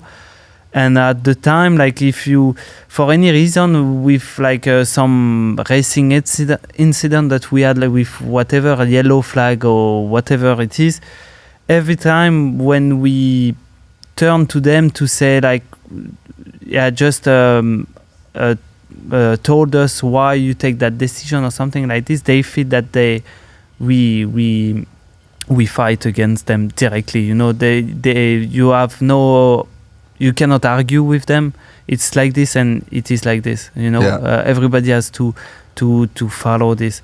So it happened with, like, we spoke before at the French. No, we didn't speak about this, but like a few years ago, like, it was so muddy that every rider was behind the gate, I think in 19 or something in France. And then nobody wants to take the qualifying races because the track was not, like, almost not rideable, but also like about the security. Like, if someone crashed in the middle of the track, nobody could have, like, the ambulance cannot go, like doctor cannot go. So how you do that, how you explain to the rider, yeah, you have to go racing, but if you get injured, we don't know, So a rider was complaining and they make a stop to don't make that race and to clean the track or something like this, and then they didn't want to, so they just say, yeah, we just go for the racing. The one who don't want to go, then they just go back in the paddock and they don't race. So it's what actually they say, and then the year after they start to put points on the qualifying race that it's not happening again. So it goes a little bit, not against us, but just try to understand why the rider goes that way and try to find some solution other than just fix it by making points, and now we have no choice, because so it's a little bit like this, like we just need to, like, I think a new generation of people comes and understand a little bit more what we talk about, because at the end we just want to race and be safe, and that's it. Like, if some rider complain, it's for something. You just have to listen to them, and then also it's not about like to gain advantage or something like this. It's just, something has to change. And then if you want to that the championship is growing and the riders are happy to be there and to promote the thing, then you have to work for this. You have, so at that time they have to, I feel that would be a big improvement to change things a little bit. Also rules, like some rules has to change, because like bikes has changed, and speed has changed on the track, people also.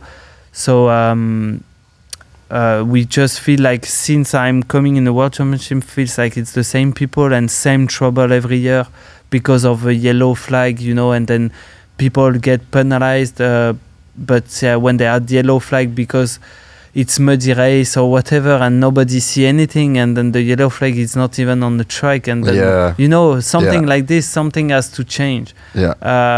So as they have the camera, they can film now like much more than ever because they are filming our practice also, time practice. So they can see almost everything what's going on on the track. So you just need a person to analyze that at the just value, you know, and then to understand why that rider make that mistake, you know. Yep. Instead of it just being like a hard line. Just a sentence, you know. Yep. It's not like this. You just need to understand why, like most of the time, multiple riders do the same mistake. Why? You know, nobody wants to get penalized. And first, not the rider. So if you lose place, it's you. Like nobody wants to lose place. So if he does that, he has a reason, and you have to judge like they do in MotoGP, like they do in Formula One, like they, you know, they change the rules like every year almost. Yeah. And then us, like I say, since I raced the World Championship, it's the same people, and every year we have the same, more or less the same argument about the things that we can get on the races. So what would be some of the easiest things they could change that would help you guys? Just to have people like in the FIM group who just are between riders and then like rules, you know, and then like they do in MotoGP or Formula One, you know, sometimes when something happens on the racing, then they investigate, and then you need like, because us actually we investigate, it's just the race director, but mainly it's at the end of the races, and then he's alone, and that's it. So if you have like, let's say 2 people, one on the camera and one on the track who have like a full eyes on the track more or less, and then you have 2 sounds, let's say from 2 people, then they can judge, you know, they can judge more clearly than the race director who is on the finish line, don't see anything, and then, you know what I mean. So I think like people like this could help the championship to be more like first safe, more everybody agree more to this, I believe, and just to respect like all the rider decision. I've always been talking about helmet comms, like actually having a radio with the race director. Would you be into that, do you think? Like, do you think that could help safety?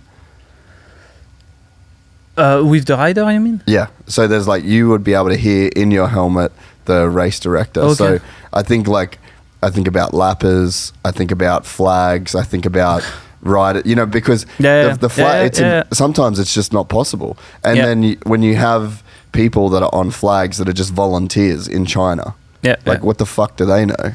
Like it's a world championship. This is a very high level. You need to have somebody that can make high level decisions. So I think that going to like a helmet communication, it's not going to fix every problem, and things can still happen, but just to do that would give them so much more control. Penalties could happen on the race instead of after the race. The points would everyone would know where they are. Obviously some people say like, we wouldn't want to ride with this, but I mean, in my experience, it's not that distracting to ride with this, you know? It could be something in the future maybe, but more simple than this, like you say, like just to bring people, like you bring 2 more people from who works for Ustream, like young, understand a little bit like the competition, not especially the motocross, but just competition in general. And then one thing that I forgot, but the most important things, the marshal needs to be almost the same every round. And then like the FIM or whatever, or the MXGP things, they have to carry those people to all the races. And I feel this is the first things has to change, because like you say, you go to Thailand or whatever, they don't know the color of the flag, right? They don't know. So all our like risk and also championship is decided on someone who don't know the flags. sometimes, because if he goes like yellow against the blue, example, so you jump on the yellow, Yeah. you are penalized. But it was It's for a not your lapper. fault. Yeah. Because I mean, it's the fault of the marshal because he put the wrong flight, Yeah. the wrong Yep. flag. So that's, to me, it's just like it's it's working. You know, you can do like a world championship at that level to have the marshal like this. And when you see in Supercross, first, like in US example, in Supercross they are like much more professional on this. You know, they have like helmets, and I guess many people are doing many rounds. They know more the flags. They know like the reactivity. It's like much more quicker than us. But still, maybe they can get better, even them. But us, Marshall, it's the first thing, and like I say, you just bring like 2 more people from the FIM that judge a little bit more the race incident and the race on when it's happening. Then it will work for everybody much better. Yeah. And for it to be just more collaboration instead of us versus them. You know, it's just like sure. you guys aren't trying to fight with the FIM. You're not trying to be negative. It's just like as things progress, like the athletes progress, you've become a better rider. Your motorcycles have gotten better. The teams invest more money. Everything gets better. The sport should also get better at the same time. Yeah, it's it's like you said.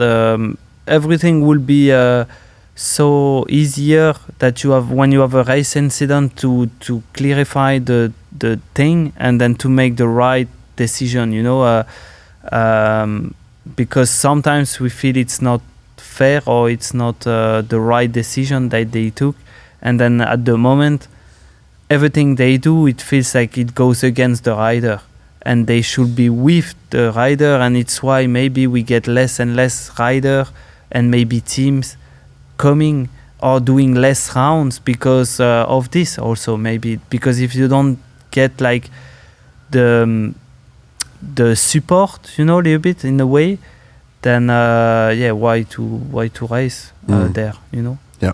Well, mate, this was unbelievable. Thank you so much for doing it, and I'll look forward to doing this again with you one day. Yeah, good, thank you. Amazing. Yeah, nice. If you enjoyed this content, please like and subscribe. And to listen to the full 3-hour podcast, search Gypsy Tales in your favorite podcast platform or click the link in the description below. Gypsy Gang.